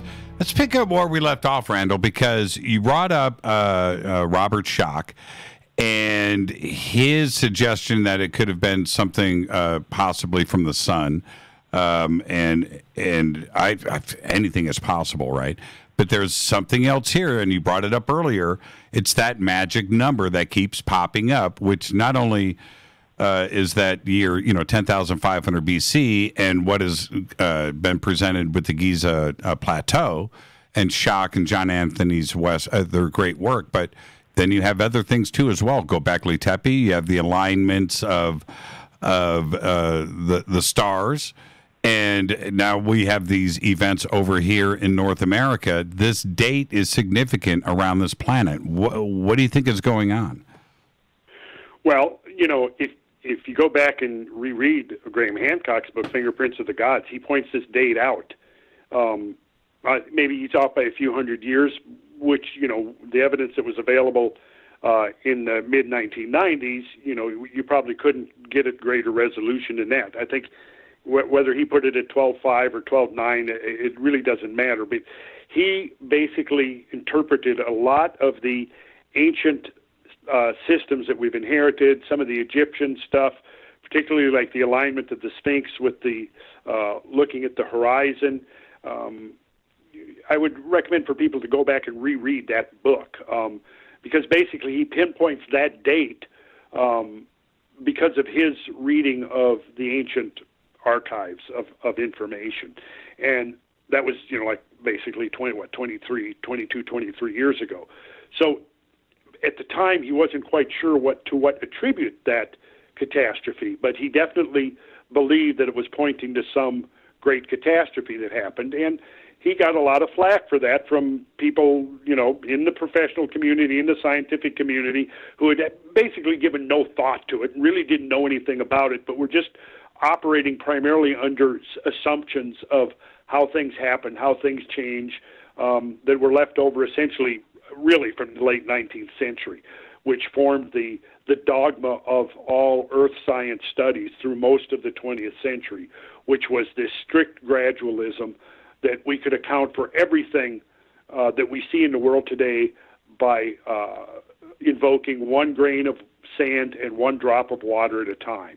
And given enough hundreds of millions of years, we could accomplish anything. Well, that's the paradigm that dominated our thinking of Earth change for most of the 20th century. And of course, that now has been completely overturned. It still has its defenders who want to, who don't, basically I think are intellectually afraid to acknowledge the implications of catastrophism, what that might mean for life history, what that might mean for the history of civilization on this planet. But definitely Graham was ahead of his time with that.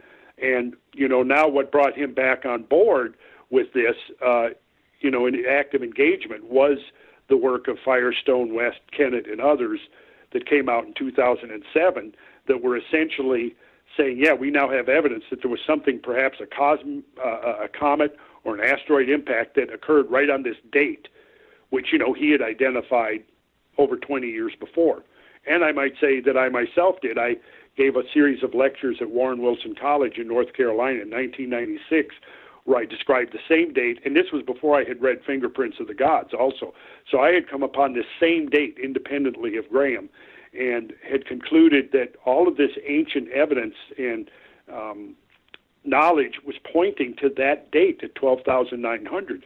And this, a lot of this came from reading works like Mircea Eliade, Hamlet's Mill, which basically was showing how the concept of the great year was one of the most fundamental models of reality of the ancient world, and how this particular model of reality came down to us. And essentially it's based upon the progression of the vernal equinox through the constellations of the stars, and the idea that the ancient cultures utilized the backdrop of the fixed stars to superimpose or juxtapose this knowledge of these great temporal changes to the planet, because unlike anything that happens down here below, the changes, anybody today suddenly transported back 3,000 or 4,000, 5,000 years ago would recognize basically the same sky as we see today.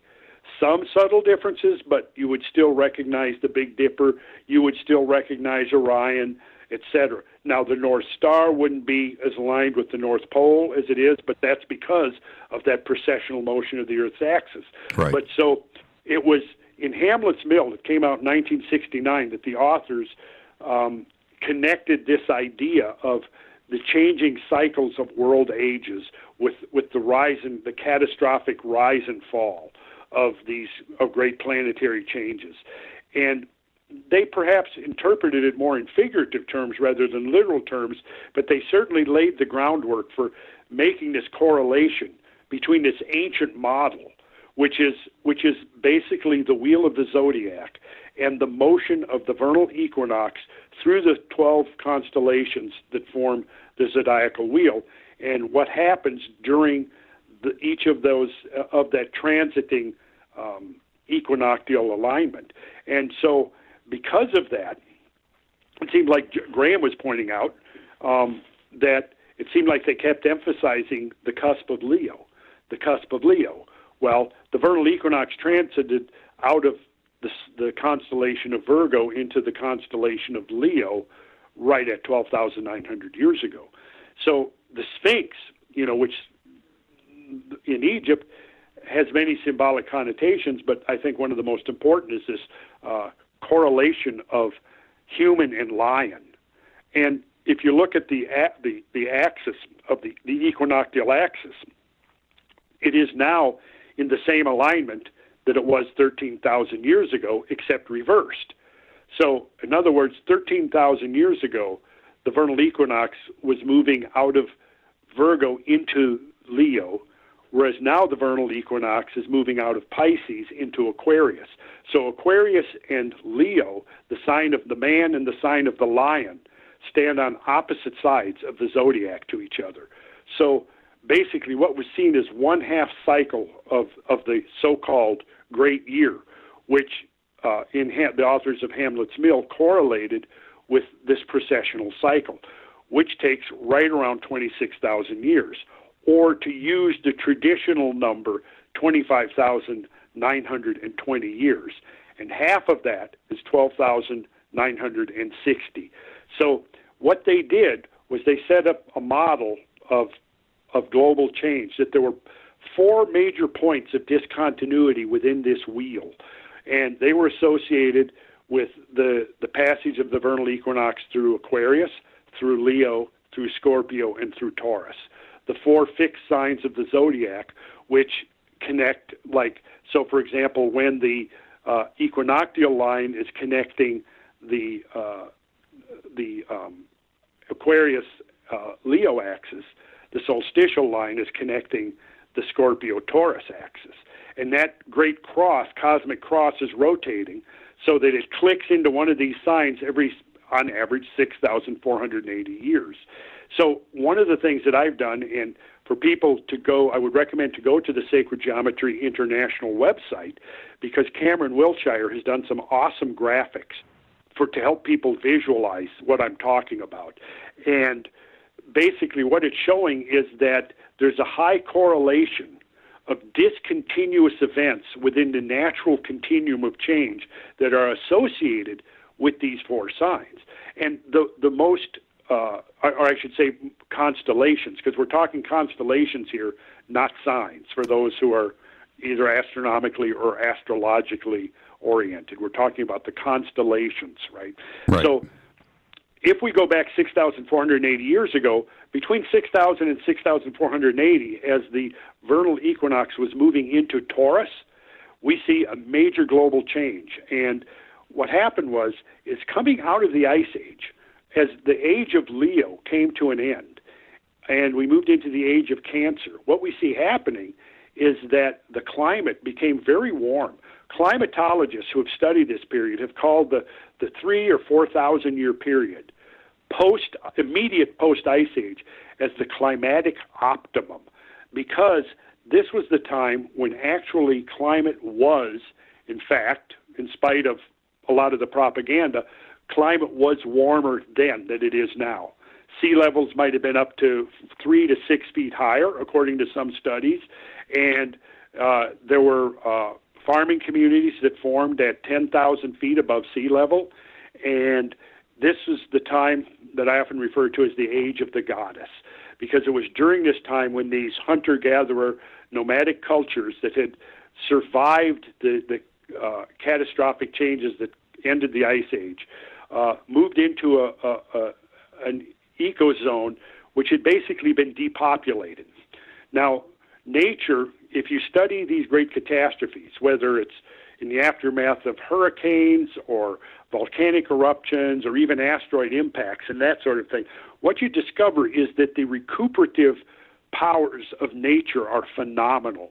And I visited, about 2 years ago, I visited Mount St. Helens to investigate the recovery, in roughly 3 decades after the great eruptions created a lunar landscape over about 200 square miles, right?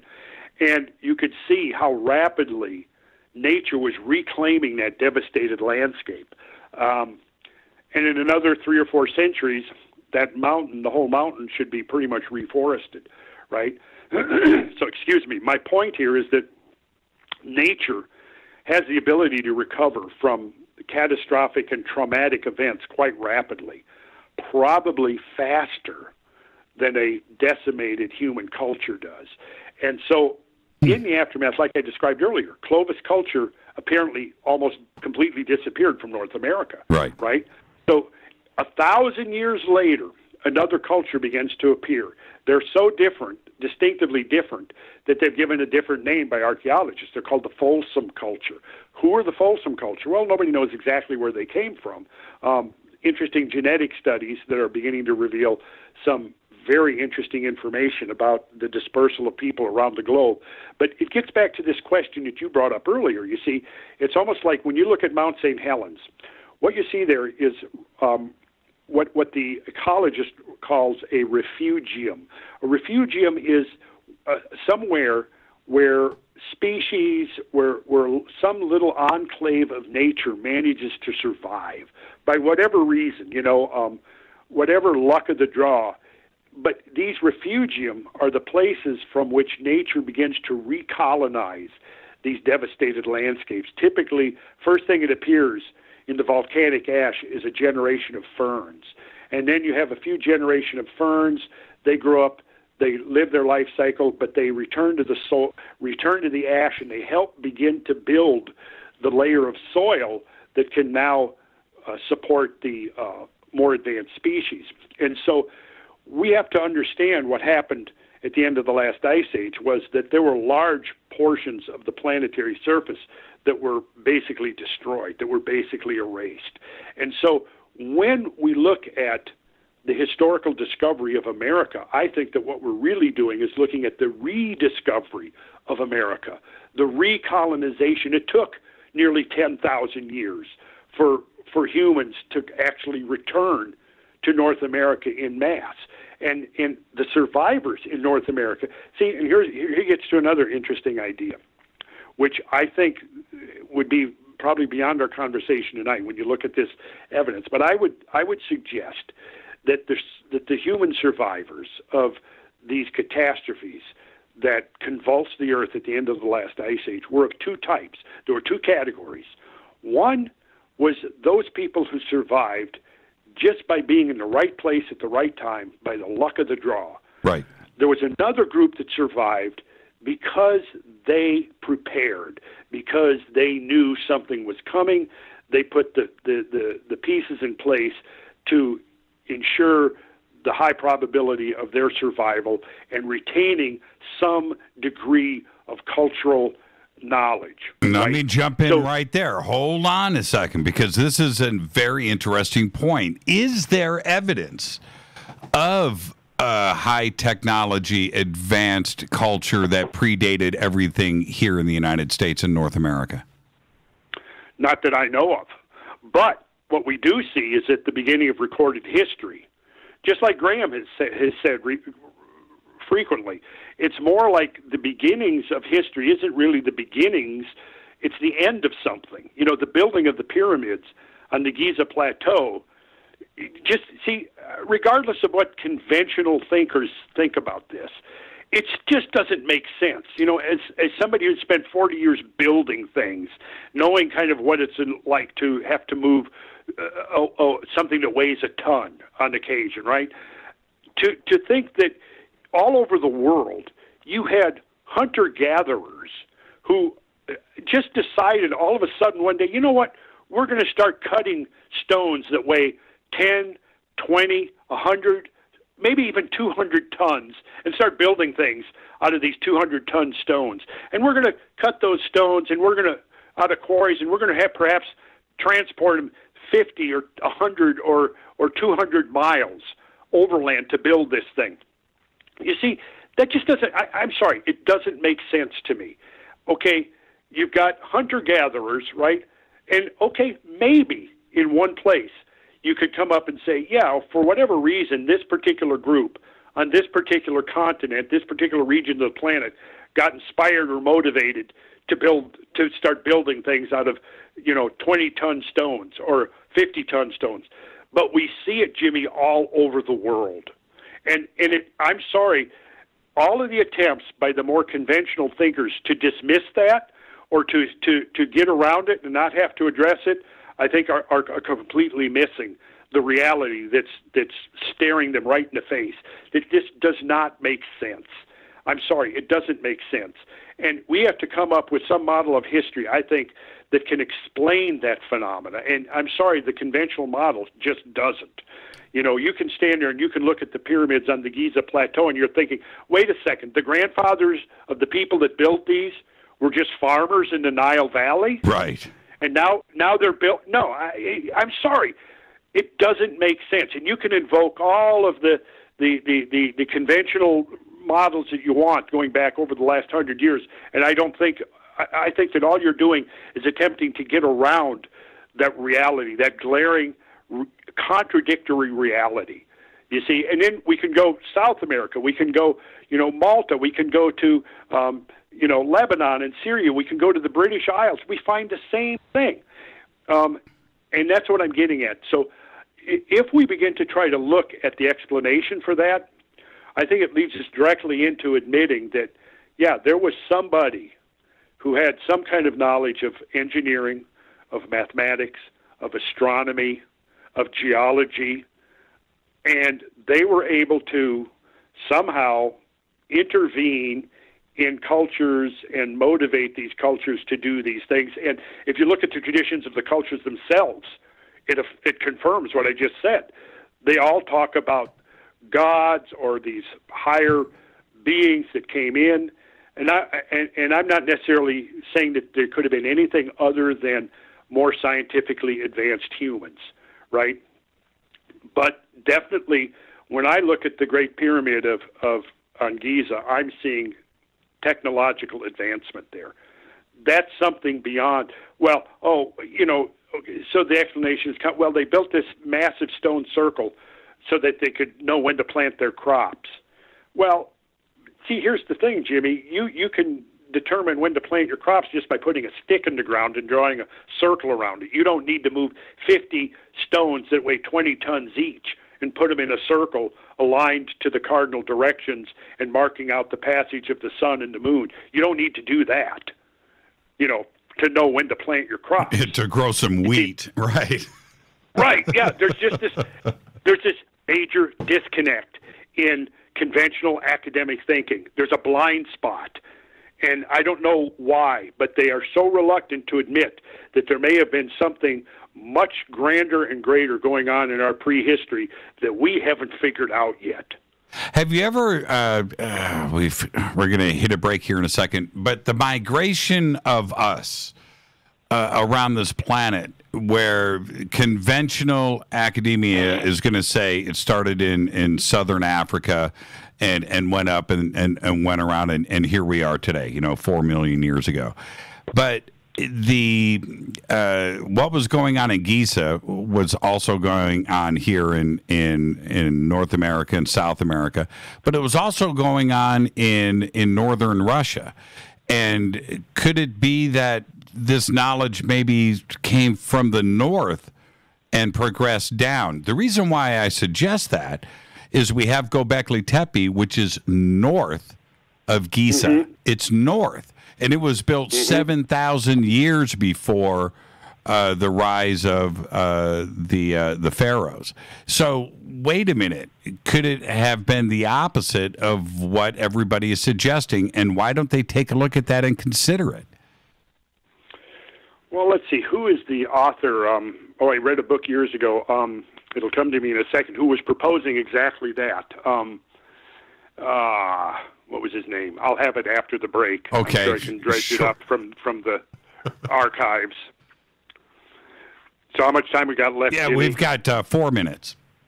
Oh, 4 minutes. Oh, well, okay. That's enough to cover a couple of thousand years of material, right? Well, because if you go and you start, I suggested this a few months ago. I'm just laying awake and thinking. I can't stop my brain. And I started to think about the Black Sea and what was going on around there. And you start to look at Russia, and you go up, and head north, certainly China too. But how that just funneled down through modern day Turkey today, and the ancient structures that are there that predate everything else. And of course, Göbekli Tepe is right there, again, at that magic number at 10,500 BC, that maybe this knowledge came from the north, and it didn't come from the south up through Egypt, around Jerusalem, and then up to Göbekli Tepe, because the dating is in the opposite direction. Mm-hmm. I certainly would consider that a possibility. And the name of this author and his book, which I read years ago, will come to me in a second. But yes, he was proposing that there was a northern source. I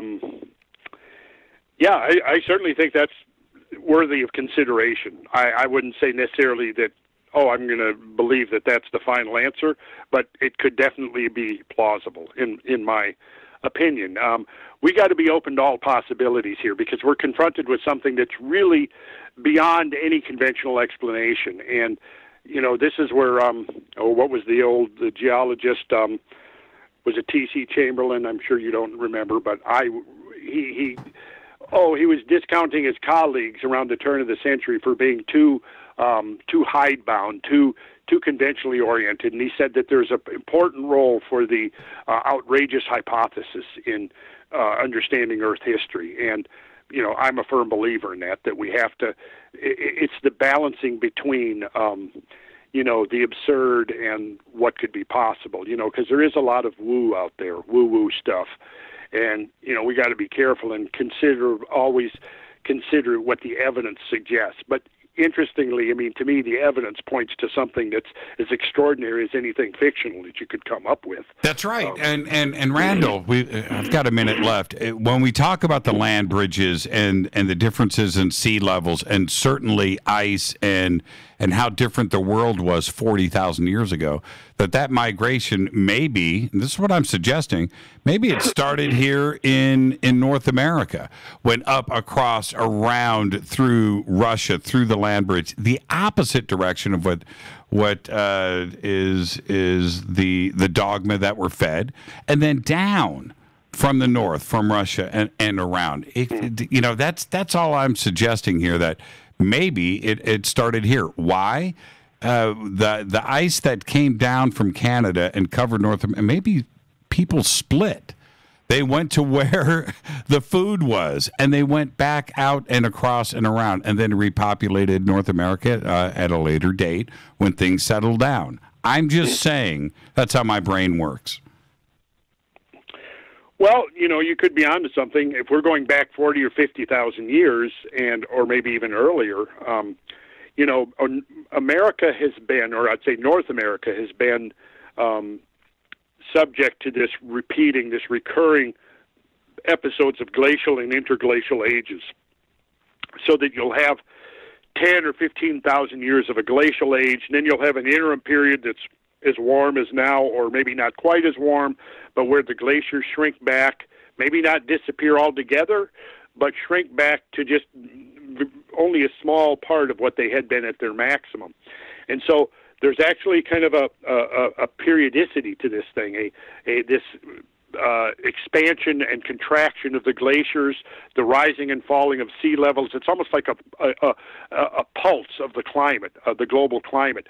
In the interim periods, yes, there could have been, who knows what could have arisen during those interim periods, but then basically erased when the next ice age comes. Because think about Canada. In Canada, you've got... Hold on. I got to take a break right here. I can tell where this is going. So, all right. Let's take a quick break. And also, I want you to wrap your mind around a conversation about the Richat structure.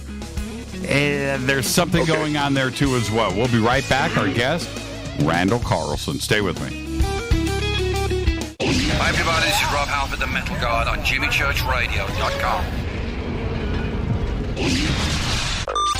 This is KGRA Digital Broadcasting Station, Salt Lake City, Utah, Van Buren, Arkansas. Poor water quality is a major health issue, and it's only getting worse. Municipalities can't keep up, standards have dropped, and pollutants are increasing. Where does it all end? It ends by keeping the pollutants outside of your home with HydroCare's advanced systems available at Wave Home Solutions. No less than the best purification materials and processes have been developed by HydroCare to provide you with healthy, clean water for drinking, cooking, and showering. HydroCare far surpasses the competition in removing chlorine, odors, iron, lead, chemicals, limescale, and much more. Don't settle for less when it comes to your water. We'll take care of the toughest water problems for you, whether it's from a city or well source. Satisfaction guaranteed. For more information, call 888-997-WAVE. That's 888-997-WAVE. Or go to bestwater123.com. That's bestwater123.com. Wave Home Solutions for a healthy, comfortable home. Your contact for current news and trending topics. KGRARadio.com. Does your basement or crawl space have a damp, musty smell? Well, watch out. That's a sign of too much moisture and not enough ventilation. And that can mean increased mold growth and the buildup of harmful toxins and gases. Don't bother with a dehumidifier. It just circulates the same unhealthy air. Now there's a better way to remove these dangers and odors. It's with the computerized Wave Moisture Control Unit that reduces moisture and expels pollutants. We replaced our old dehumidifier with the Wave unit, and in only 3 weeks, our basement is dry and the musty smell is gone. Wave units require no maintenance, no buckets of water or filters, and costs only pennies a day to run. Breathe better, live healthier with an affordable, no-maintenance Wave unit. Call 888-717-WAVE, 888-717-WAVE, or visit dryhealthyhome.com. Dryhealthyhome.com. Ride the Wave Home Solutions for a healthy, comfortable home. This is Jimmy Church of Fade to Black, and I only drink Fade to Black blend coffee from River Moon. Just click on the River Moon coffee banner at jimmychurchradio.com. Promo code F2B So are you tired of being tired? Well, then it's time to get the tea. Hey, it's Lisa here to tell you about this all-natural, all-organic tea I've been drinking that has had great results for over 20 years. It's called Life Change Tea, and it's specially formulated to help detoxify and cleanse your kidneys, liver, colon, and blood all at once. The colon is one of the most ignored organs in the human body. The faster that waste is eliminated from the body, the less time that waste sits in our intestines, spreading toxins to our bloodstream. This tea helps cleanse chemicals caused by outside intruders from our entire digestive system. And get this, weight loss can be a side effect. And with continued use of the tea, you can experience clearer, healthier, younger looking skin, increased energy, and a happier outlook on life. So if you're tired of being tired, get the Life Change Tea at getthetea.com. That's getthetea.com. And like me, you'll be glad you did. Did you know that when you're on the road with limited data or Wi-Fi available, you can still listen to every minute of Fade to Black by just calling 605-562-4482. No smartphone, app, or internet needed. It saves your data plan and no extra cost if you have unlimited minutes. Just call 605-562-4482. You can listen to me, Jimmy Church, on any phone, anytime, anywhere. Go Beckley Teppy.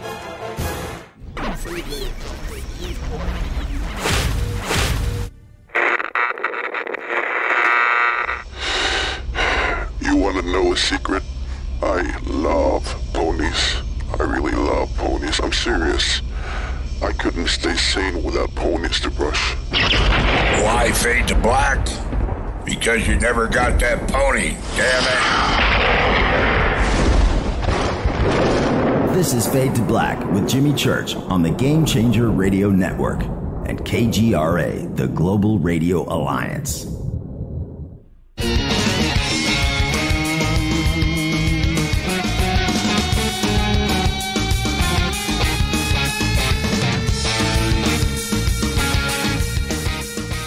Welcome back. Fade to Black. I'm your host, Jimmy Church. Our guest tonight, Randall Carlson. The Conversation. SacredGeometryInternational.com is the website. The links for Randall are over at jimmychurchradio.com. And, of course, you can also follow Randall on Twitter at SacredGeometryInt, right? Isn't that what it is, Randall? I think it's SacredGeometryInt. On Twitter. Sacred Geometry International. It started out as Sacred Geometry Atlanta, then it went to Sacred Geometry America, and now it's expanded to Sacred Geometry International. I'm actually pushing for Sacred Geometry Galactic. Right on. But I feel that that's just still a few years in the future. How smart? But we'll see. Once we start getting feedback from the galactic level, that's when we will. Yeah, there you go. I want to give some credit here to Cameron. How smart is he? He constantly surprises me. No, he's an immensely talented individual, and he's very committed to doing this work. What's happened in the last 10 years, I couldn't have done without Cameron. Or my other good colleague, Brad Young. I have to give credit to both these guys. Brad Young has put together the GeocosmicRex.com website that has now over 100 video clips on it of our excursions out into the field. It's also got, maybe a dozen or so articles and essays that I have written giving background to this. He's got videos up there of when we were traveling with Graham, of myself and Graham out in the field examining this data. He's also got drone footage now because he's become a licensed drone pilot, federally licensed drone pilot. So we are now, part of what we're doing is archiving drone footage of these landscapes of catastrophe. So those two guys, Brad Young and Cameron Wiltshire, have been indispensable to everything that's happened in the last 10 to 20. Actually, Brad and I have been traveling together going on about close to 22 years now. We've done, I've even lost count, 40 or 50 expeditions around documenting this stuff. So we have hundreds of hours of video clips, tens of thousands of slides and photographs, and now we're adding the drone footage to it. So you'll find between those two websites, people can get pretty much a whole broad spectrum of what this research is all about. Because there's, on the one hand, there's the sacred geometry side of it, like we've been talking about, that was born out of the studies of architecture and art and things like that. And then the other side is what came out of the studies of the Earth, that came out of astronomy. And to me, what's exciting about it is really we're seeing a convergence of these. And it's hinted at even in the nomenclature: geometry, measure of the Earth; geology, Earth knowledge. Right, so they're both referring us back ultimately to the Earth, which is the center of all this action that we're talking about. But I think that what we're having to do now is begin to expand our horizons and realize and understand that the Earth is is part of a much larger ecosystem. It is literally part of a cosmic ecosystem, and this is part of what gets me frustrated in a lot of the discussions and debate about climate change, is that we seem to be focused now exclusively on the human influence on climate, to the neglect of what we're learning is lots of other very potent and powerful influences on the climate, both coming endogenetically from within the Earth and exogenically from outside the Earth, and sometimes the two interacting together. So, for example, when you go back and you look at some of the first, the dating of the Younger Dryas event, which is 12,900, where the black mass is. If you go into the floodlands of eastern Washington, what you'll find is that there are these gigantic black backflood sedimentary layers. Some are 3 and 4 feet thick. Sandwiched in between these, you see volcanic ash. There's an example of a gully that got exposed in eastern Washington that's composed of a whole succession of about 39 or 40 layers of these backfloods. And sandwiched in there is ash that was discharged or thrown out of Mount St. Helens, and it was undergoing a tremendous volcanic eruption. And at the same time, these tremendous floods were going on, and there were other huge volcanic eruptions around the planet that were taking place at the same time. And it would make sense when you think about it, because when you have this rapid melting of ice, releasing the loads on the North American continent and the northwestern European continent, and the transfer of that tremendous amount of weight back into the ocean basins, there has to be a tectonic and seismic response. You can't get around transferring that much mass, that much weight, around, shifting it around on the surface of the Earth without having a subsurface response. So it would make totally perfect sense that you would have tremendous examples of volcanism and seismic activity, and both of which are now being documented in abundance to have occurred during this transition. So really, this whole epoch of transition was like a perfect storm of stuff. And we haven't really talked. Well, yeah. Go ahead. Actually, I'm probably going to help you continue that thought. We had a really great show the other night with your good friend Ed Nightingale, our good friend, member of this family. And one of the things that came out in my mind's eye from that conversation is that these events here. Now we talk about ice ages and these grand events, but there's also other things I think to consider. Volcanic eruptions, earthquakes, these huge things that happen, that maybe these forces are triggered inside this planet, of course, but from external forces that are occurring out in the galaxy and throughout the universe. And what do you think about that? Because we're talking about the zodiac and the alignments, and it seems like there could be something else going on that we're looking to us, this planet and us as being some of the causes of it. We may not have any control at all, and it may be happening from off planet.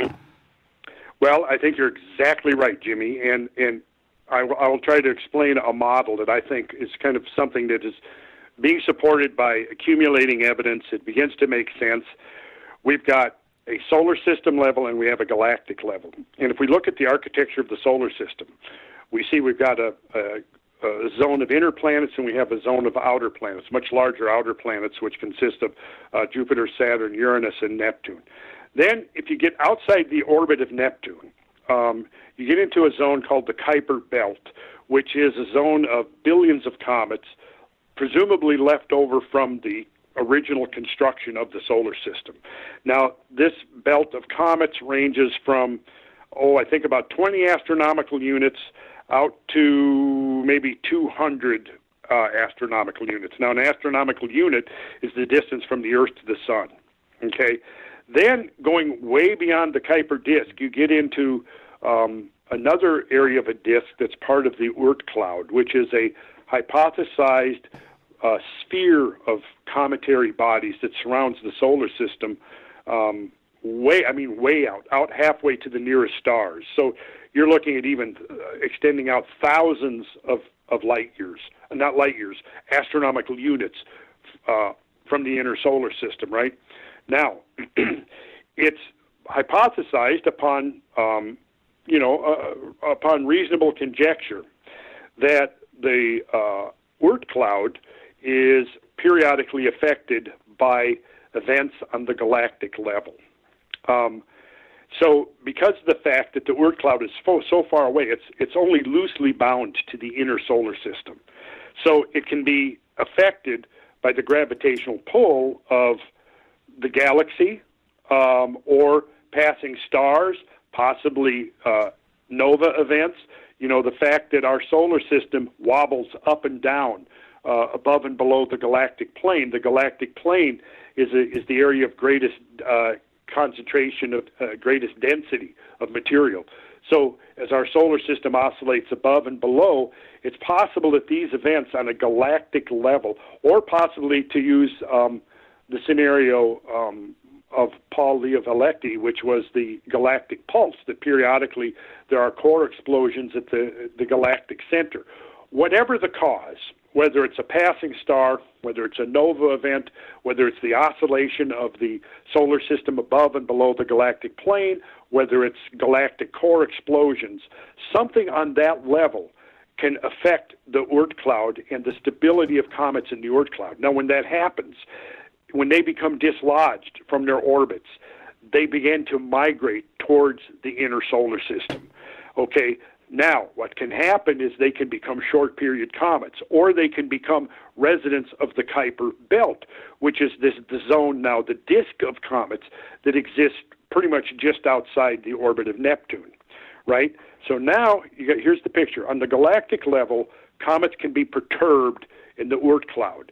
That can send a cascade of comets towards the inner solar system. Now, it may take hundreds of thousands of years for them to make that journey from way out there, especially because they're on long spiraling orbits that each passage brings them in closer to the inner solar system and closer to the sun, right? And then you have the Kuiper disk. So the Kuiper disk now is close enough that it can be affected by the outer planets. And there's some very interesting work that has been done. What were their names? Let's see, Harold Levison, Boulder, Colorado. Let's see, Martin Duncan, who is with Queen's University at Kingston, Ontario. I'm trying to pull up some notes here. Yeah, they published the result of a very interesting study.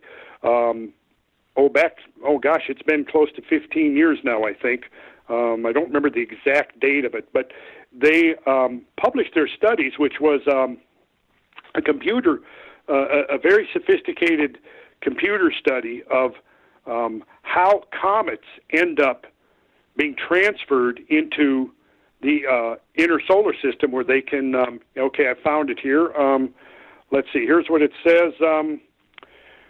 With the existence of the Kuiper belt no longer in doubt, this was published in Science News. I don't think I have the date handy, but it was about 15 years ago.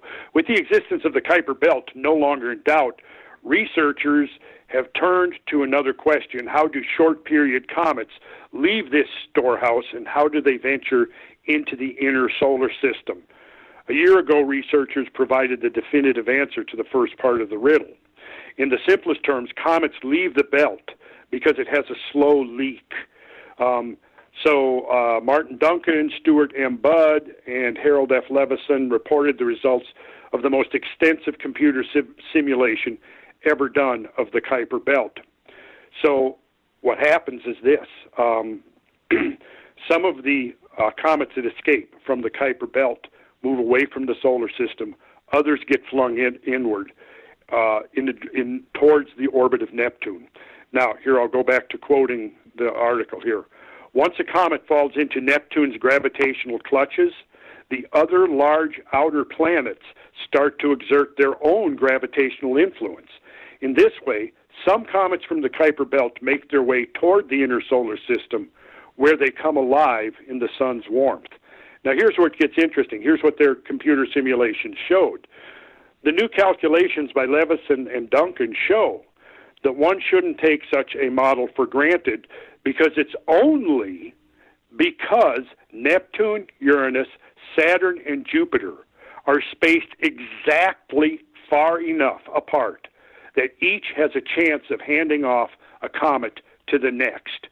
And of course, once that bucket brigade, once that handing off reaches Jupiter, like the Greek god Jupiter hurling his thunderbolts, hurls those comets either towards the sun or hurls them back out into deep space. Now, if they get hurled towards the sun, what happens?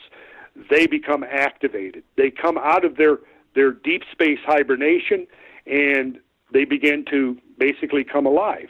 Now, if we look at the life cycle of a comet, there's basically 5 stages. The original stage was the aggregation, which was the accretion of interstellar matter, their condensation, integration, and final ejection from the inner solar system. And this is what I refer to as the stone the builders rejected. And this is now what forms the basis for the reservoir of comets. The second thing now is hibernation, because once they're in the Oort cloud or the Kuiper disk, they're so far removed from the sun that they go into this state of deep freeze. Well, the third stage is activation, when they become perturbed by whatever source. If it's the Oort cloud, as I said, they're perturbed on a galactic level. If it's the Kuiper disk, the inner zone, they get perturbed by, get this, conjunctions of the four outer planets, right? So we almost have like an astrological model here.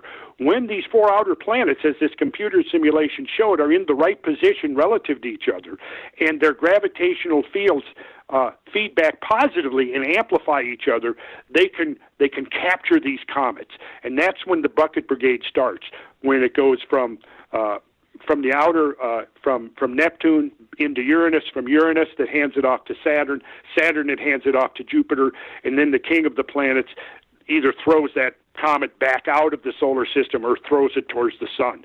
Once it starts moving towards the sun, once this orbital transfer takes place and the sunward journey begins, then the comet becomes active. It starts outgassing. It forms a tail.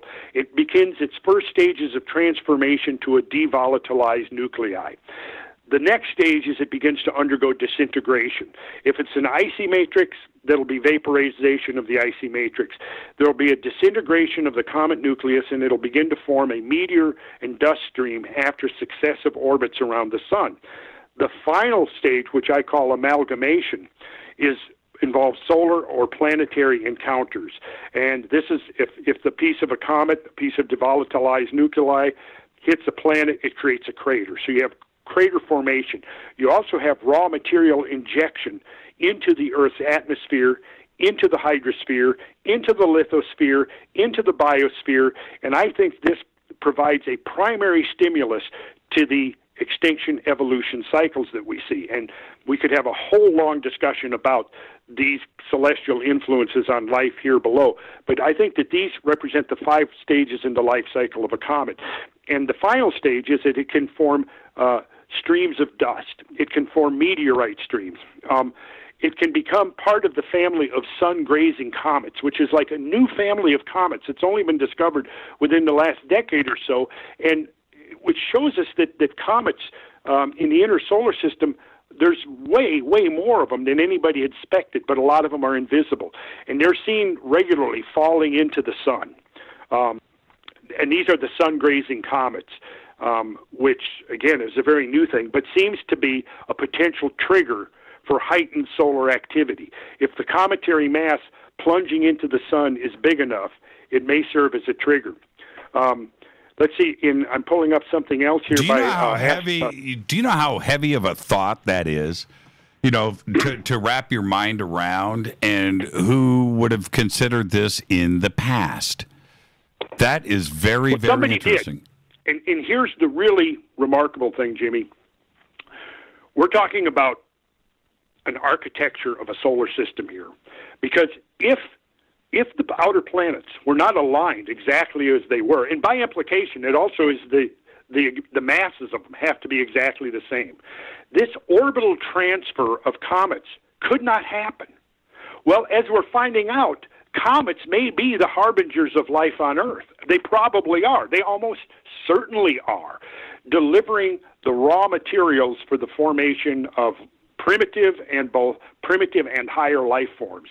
So what's interesting here is the same force, the same celestial agency could be not only the destroyer of ecosystems, the destroyer of civilizations, it could also be what triggers the birth of new systems, new ecosystems, by introducing the raw material for genetic mutations. And we're beginning to find that kind of evidence. For example, in the wake of the Tunguska event of 1908, all kinds of interesting genetic anomalies are being discovered. accelerated evolution and so on. And there's a whole science, I think, that we're just on the very verge of beginning to understand about the relation of life, that life is ultimately cosmic in origin and not terrestrial. And see, if that's the case, Jimmy, look at what we're thinking about here. When you start looking at the architecture of the solar system, you can't change those parameters hardly at all. And the whole thing disappears. All of it. Life on Earth is gone. Right. And everything that has issued from primitive life in the oceans, coming out of the oceans, because think about this. In order to transfer life from the oceans, from marine existence to a land-based existence, you have to have this interim zone. You have to have a transitionary zone, right? What provides that transitionary zone? It's the intertidal zone. And what creates that intertidal zone? The tides. And what creates the tides? The moon. Take the moon away, and you've got no way to get primitive life out of the waters of the ocean onto land. So, without getting too teleological here, I can't help but look at the what would we say, the Goldilocks conditions of our solar system that have to be just exactly right, or none of this happens. If we were too close, if we were a little bit closer to the sun, man, it's too hot. That's right. The whole planet would become desert. If we're a little bit further away, the whole planet becomes locked in a permanent ice age. If we're a little bit smaller, well, the gravitation field is too weak, right? If we're a little bit bigger, the gravitational field is too big and too great, and we would basically never get beyond, we would all be slugs. We would be slugs now having this conversation. But you see, what I'm getting into is once we start defining the parameters, we realize that, God darn, it looks like this whole system was designed. Or it's the most bizarre accident. And how many times could this accident have occurred in the galaxy or even in the universe? I have no idea. I don't either. No basis for, I don't. Right. We've got 3 minutes to the break, 2 minutes. I want to get this thought out, and I'm going to keep you for overtime. You're not going to go to bed yet. Is this... After every mass extinction that we had on this planet, and some of them were huge, where 90% of everything died. Yes. We had tens of thousands, if not millions, of species sprouted up overnight. So how did they get here? How did that happen? Could it have been a comet? Was there some kind of cosmic event where we just got reseeded overnight? Well, have you heard of the theory of panspermia? Absolutely. Of course you have. Yeah. Now, which is certainly, I think, as plausible as any as to the origin of life on Earth. Now, of course, a skeptic could say, well, then how do you explain the source of life, even if it's cosmic? And the answer, quite honestly, is I don't know, and nobody else knows. All we can do is speculate. A great occultist at the early part of the 20th century said, well, it was all the miracle at the beginning, and everything since then has been physics, right? So we can push it back to the beginning of the universe, and yeah, nobody can explain that. Nobody can explain what existed before the universe. What does it even mean to ask that question? What existed before time? What existed before space? I don't usually even go there because I'm going to leave that to the cosmologists. I've got to stick a little closer to home, so I've kind of put my limits, at the metagalactic level. I'm not even go out to the. I love you have to put limits somewhere. No, you don't, Randall. And the second that we start putting limits on asking questions and pondering the existence of everything, we lose. So don't stop, and let's continue after this break. I don't know, Jimmy. I don't know if I can deal with beyond the metagalactic. Our guest tonight, the one and only Randall Carlson. We're going to do some overtime right here. We're going to pick this up when we come back. Listen, Randall, I just got a couple of text and an email and a tweet saying we can't let the Richat structure go. So let's, I wrote it down. We'll come back and discuss that. This is Fade to Black. Our guest tonight, Randall Carlson. I'll be right back.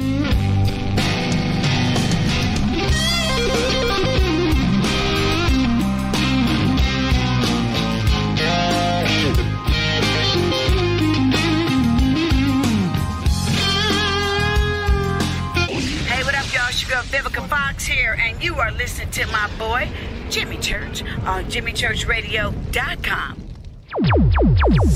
Despite popular opinion, reading a book will not make you smarter. But listening to Jimmy Church will. Hurricanes, earthquakes, wildfires. This year we've experienced more than our fair share. This is Jimmy Church of Fade to Black, and last month I decided to make sure my family does not have to worry about food should we get caught in a real emergency situation. Introducing Numana, a healthy, storable product that tastes so good that you'll want to eat it every day instead of just during those times of duress. All Numana products have a 25-year shelf life, are MSG and GMO-free, no preservatives, and are made in America. With the Numana pack in your home, you'll be able to sleep at night knowing that you've protected your family. Not only have I tasted and tested, I own it. Now you can too. Just click on the Numana banner on jimmychurchradio.com and use the promo code Jimmy when you order. In addition to a discount, we'll send you an autographed Fade to Black t-shirt. Seriously, go Beckley Teppy. This is Jimmy Church of Fade to Black, and I take Life Change Tea supplements every single day. It's what I do. Click on their banner at jimmychurchradio.com. When you take the beans from Central America with dashes of Indonesian and African mixed in and then roast it to the dark side of Fade to Black, you create the ultimate brew of fringe. Introducing the Fade to Black blend from River Moon Coffee. Yes, River Moon's darkest customized roast was created for the love of Fade to Black. The alchemy of masterful roasting and smoking the beans is in every sip of this full-bodied, dark Java. I need my coffee dark, deep, with distinct bittersweet chocolate highlights, just like the bunker. Leaning further into the darkness of the roast is Fade to Black blend from River Moon Coffee. Just click on the banner at jimmychurchradio.com and use the promo code F2BBLEND for 15% off of your order today. Go Beckley Teppy. Hi folks, CBD is the home run hitter for health right now. Why, you ask? Because of what it does for the body. Unfortunately, I can't tell you all about the benefit. You know, there's reasons. Do your due diligence and log on to ancientlifeoil.com. That's ancientlifeoil.com. Ancient Life Oil uses organic ingredients and is blended in coconut oil for some of the best benefits. Legal in 50 states and non-psychoactive. Log on to ancientlifeoil.com. That's ancientlifeoil.com. This is Jimmy Church of Fade to Black, and my family is safe because of Numana Emergency Food Storage. Just go to the Numana banner at jimmychurchradio.com. Promo code Jimmy10. Are you intrigued by Paranormal Talk Radio? You'll love the new Paranormal Radio app from TalkStream Live. You'll find a great selection of talk shows covering UFOs, ghosts, strange phenomena, and much more. Download the Paranormal Radio app now and start listening to the very best in paranormal talk entertainment, including the network you're listening to right now, the Paranormal Radio app, free in Google Play and the iOS App Store. This is Kristen, Erica, Brittany, Gabby, and you're listening to JimmyChurchRadio.com. It's not a lifestyle we chose. We were born this way. KGRARadio.com.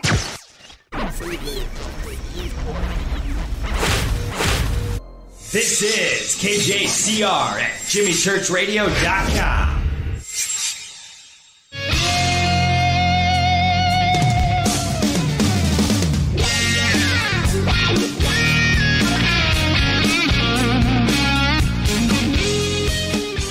Welcome back, Fade to Black. I'm your host, Jimmy Church. Our guest tonight, Randall Carlson. We're going to roll this thing into doing some overtime. We'll try to get everything in.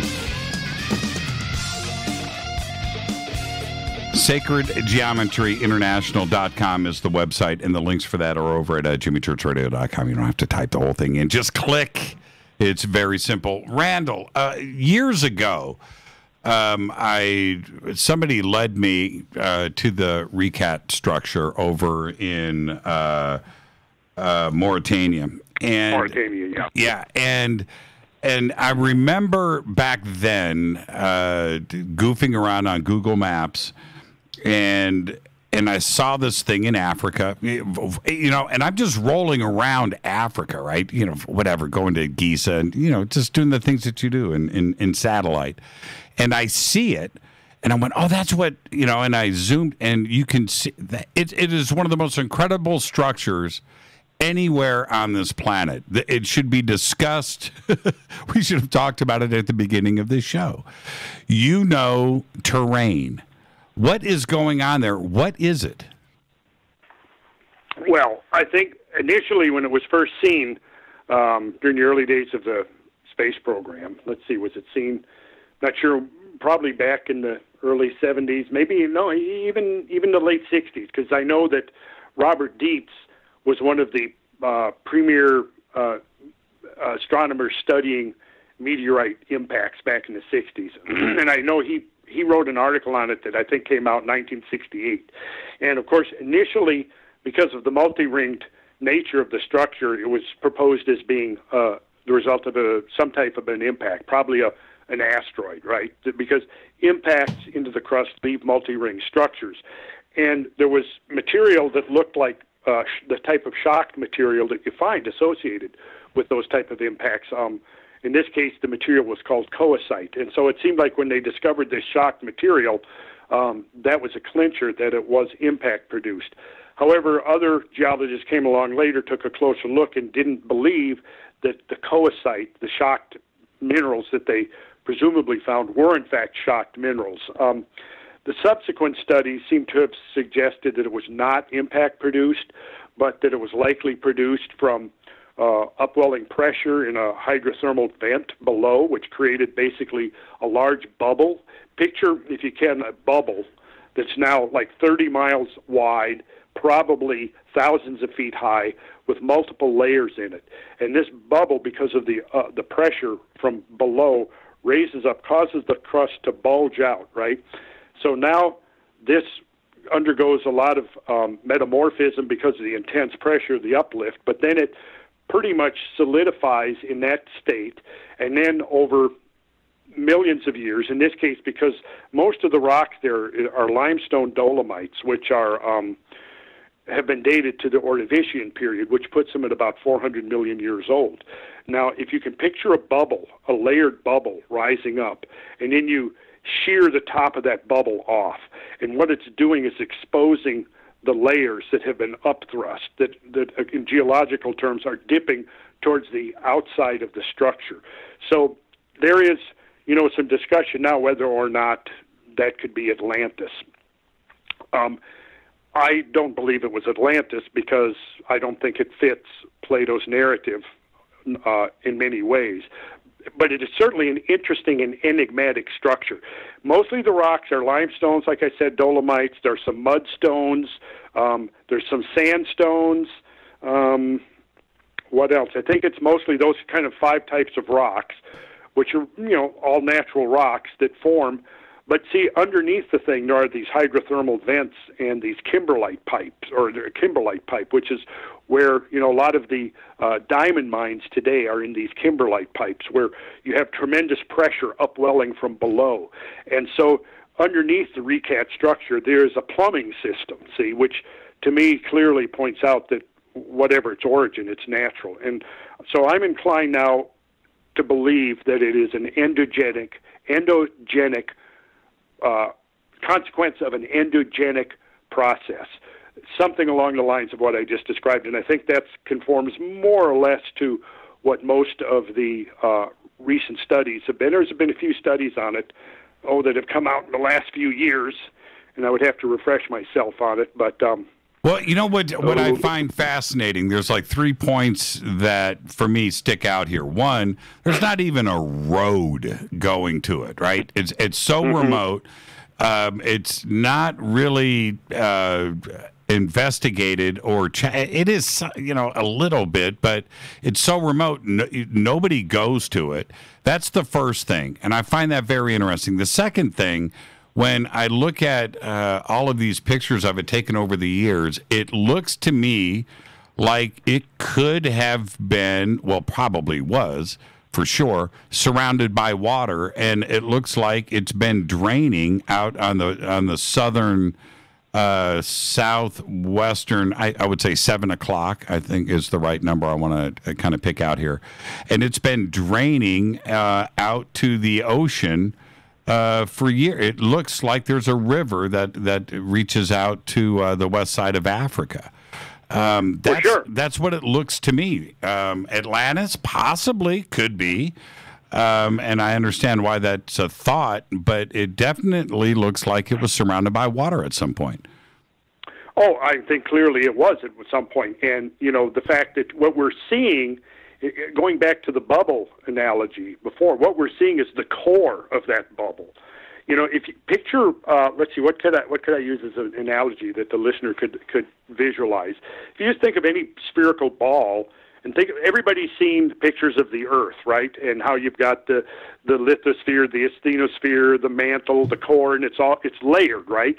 Well, imagine a sphere with a bunch of layers, and then you basically you cut off like the top, say 3/5 of that sphere, and you expose now what you would be looking at would be rings.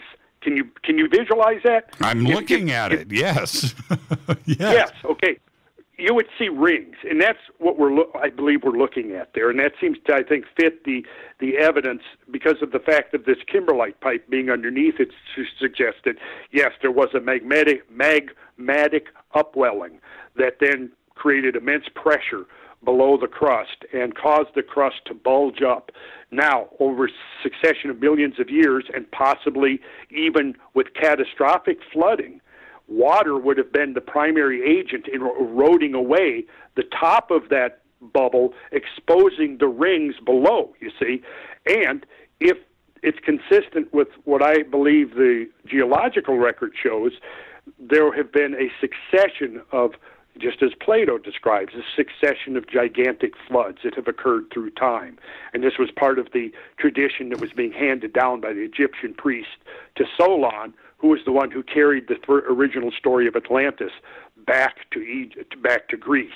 And they describe, the thing I think that has brought about people making this correlation is the ring-like structure, right? Because Plato describes a multi-ringed structure that was the city core of Atlantis.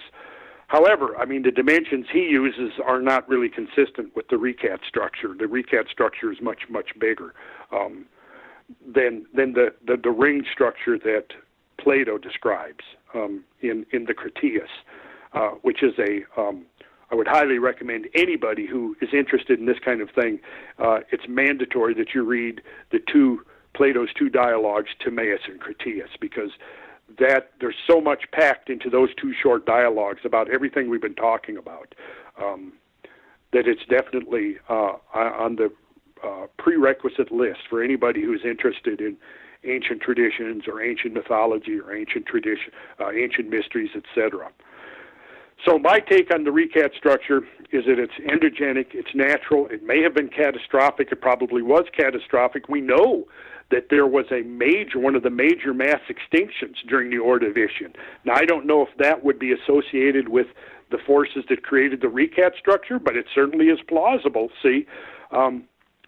But yeah, and then the fact that it's highly erosive, it reminds me a lot of Upheaval Dome in Utah, which was a buried structure, probably impact produced, but they're still arguing whether it was a dome from pressure below or whether it was created from above. But in either case, you have a multi-ring structure that was exposed to the light of day by these intense erosional processes that stripped away hundreds or even thousands of feet of rock, exposing the core of this thing. Anybody wants to check it out, they can look up Upheaval Dome, Utah, on Google, on Google Earth, and you'll see this really incredible-looking multi-ring structure, which possibly similar in formation to the Richat structure in Mauritania. Now, having been an astute student of Plato, and particularly of his dialogues concerning Atlantis, I don't find enough points of correlation between the two to attribute Richat to being Atlantis. Has anybody done a dig there? You know, looking for any signs of ancient life or civilizations? Any structures? Well, I'm presuming that, yes, they have. Yes, some have. Geologists have visited. That's how they know that the limestones are Ordovician, for example, because they've gone there and taken samples and looked at the creatures that are forming the limestone. Because, you know, limestone forms, it's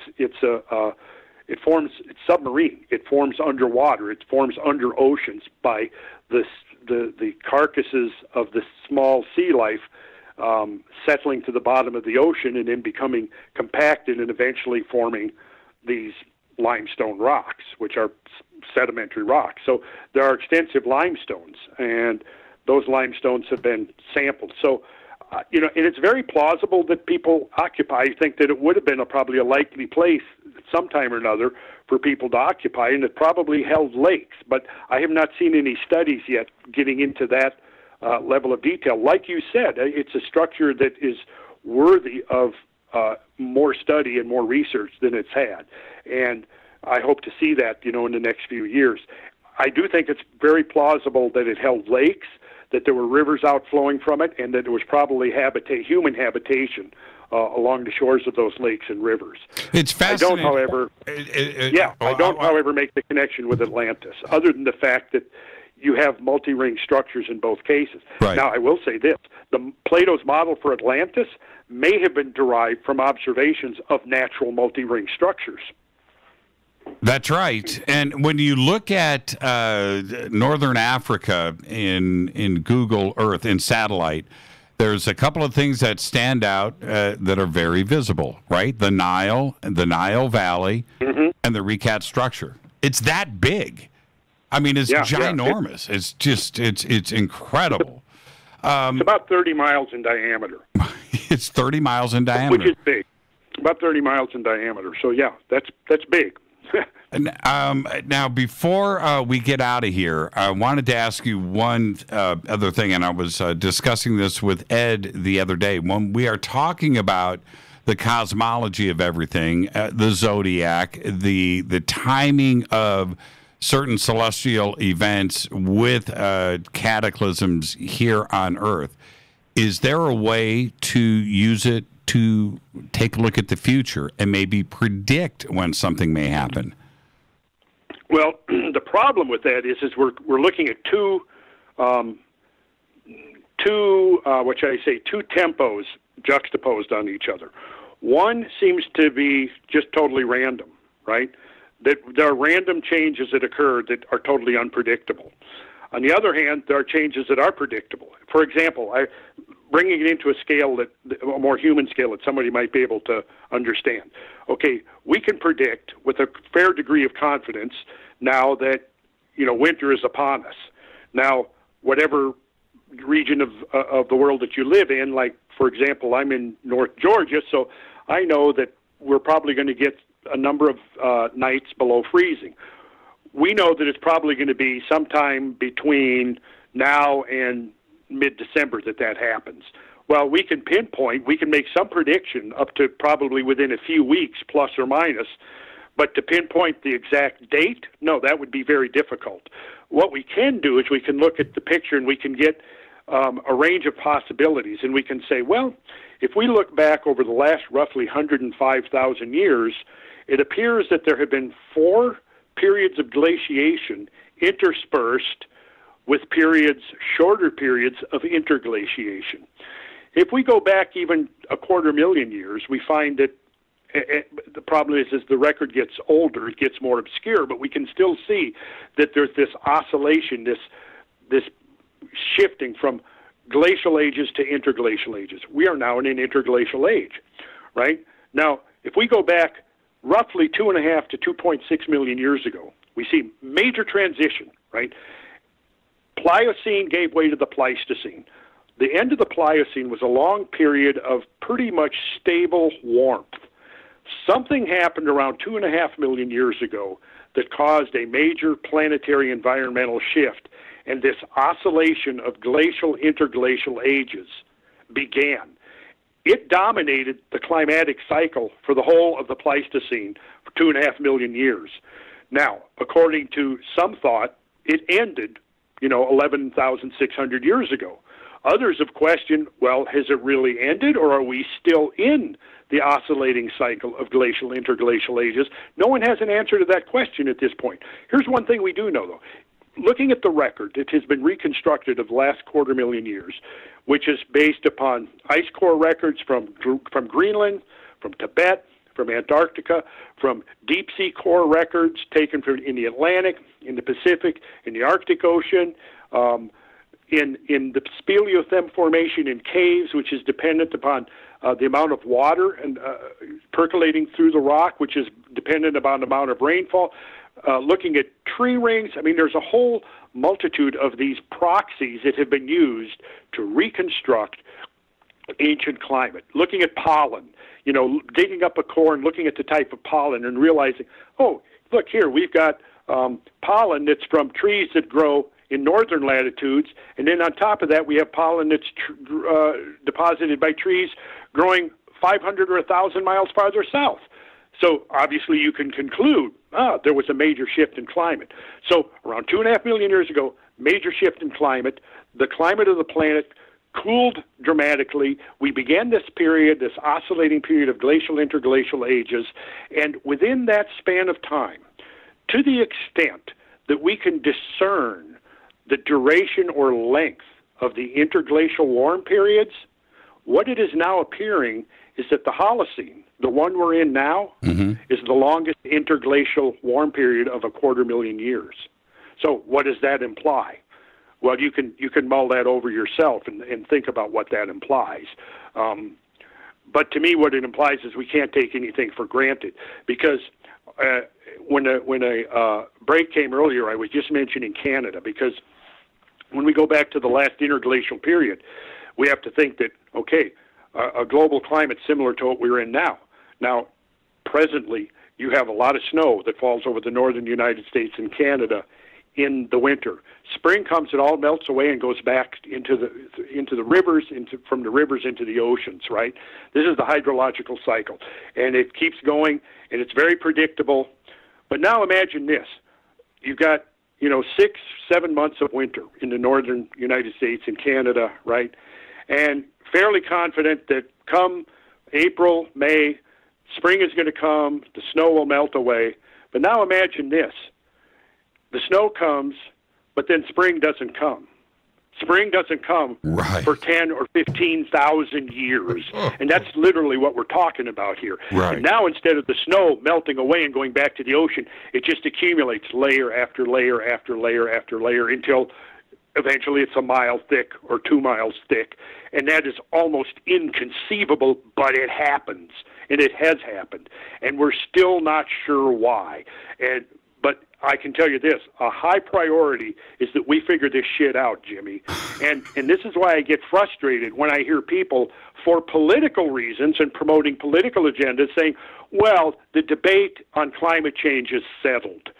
And my response to that is, no, it hasn't really even begun yet. So excuse me if I get a little bit irritated when I hear that, but I do. Randall, you have critics. Do you actually have critics? Oh, I do. Oh man, I do, and it's usually the same. It's usually the same variations on the same theme over and over again. They never address the facts that I've brought to the discussion, because everything we've been discussing tonight, you want to challenge me? I will provide you the references, copious references. This isn't just something I've conjured up out of my head after, I got too stoned one night or something. This is something I have been working on since 1969, okay? Right. How many? It's 49 years, okay? So, don't come to me and say something about, well, he hasn't been peer-reviewed. Well, peer-reviewed, I'm sorry, happens to be a corrupt process at this point. I won't use the term corrupt. I'll use the word compromised. And you can go and you can present a very thoroughly, well-researched, very specialized research article and present it to the scientific literature. Pay them a lot of money, and they will publish it if they seem fit, if they think that it conforms to their models of reality. If it doesn't, doesn't matter how well researched it is, how buttressed it is by facts, by evidence, it'll get rejected. And I'm sorry to say that's a part of the peer review process right now.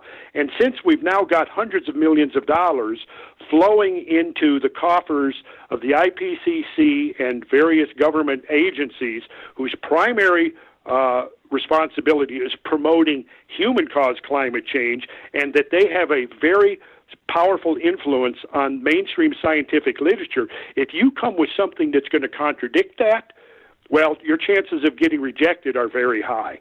So the peer-reviewed process is compromised.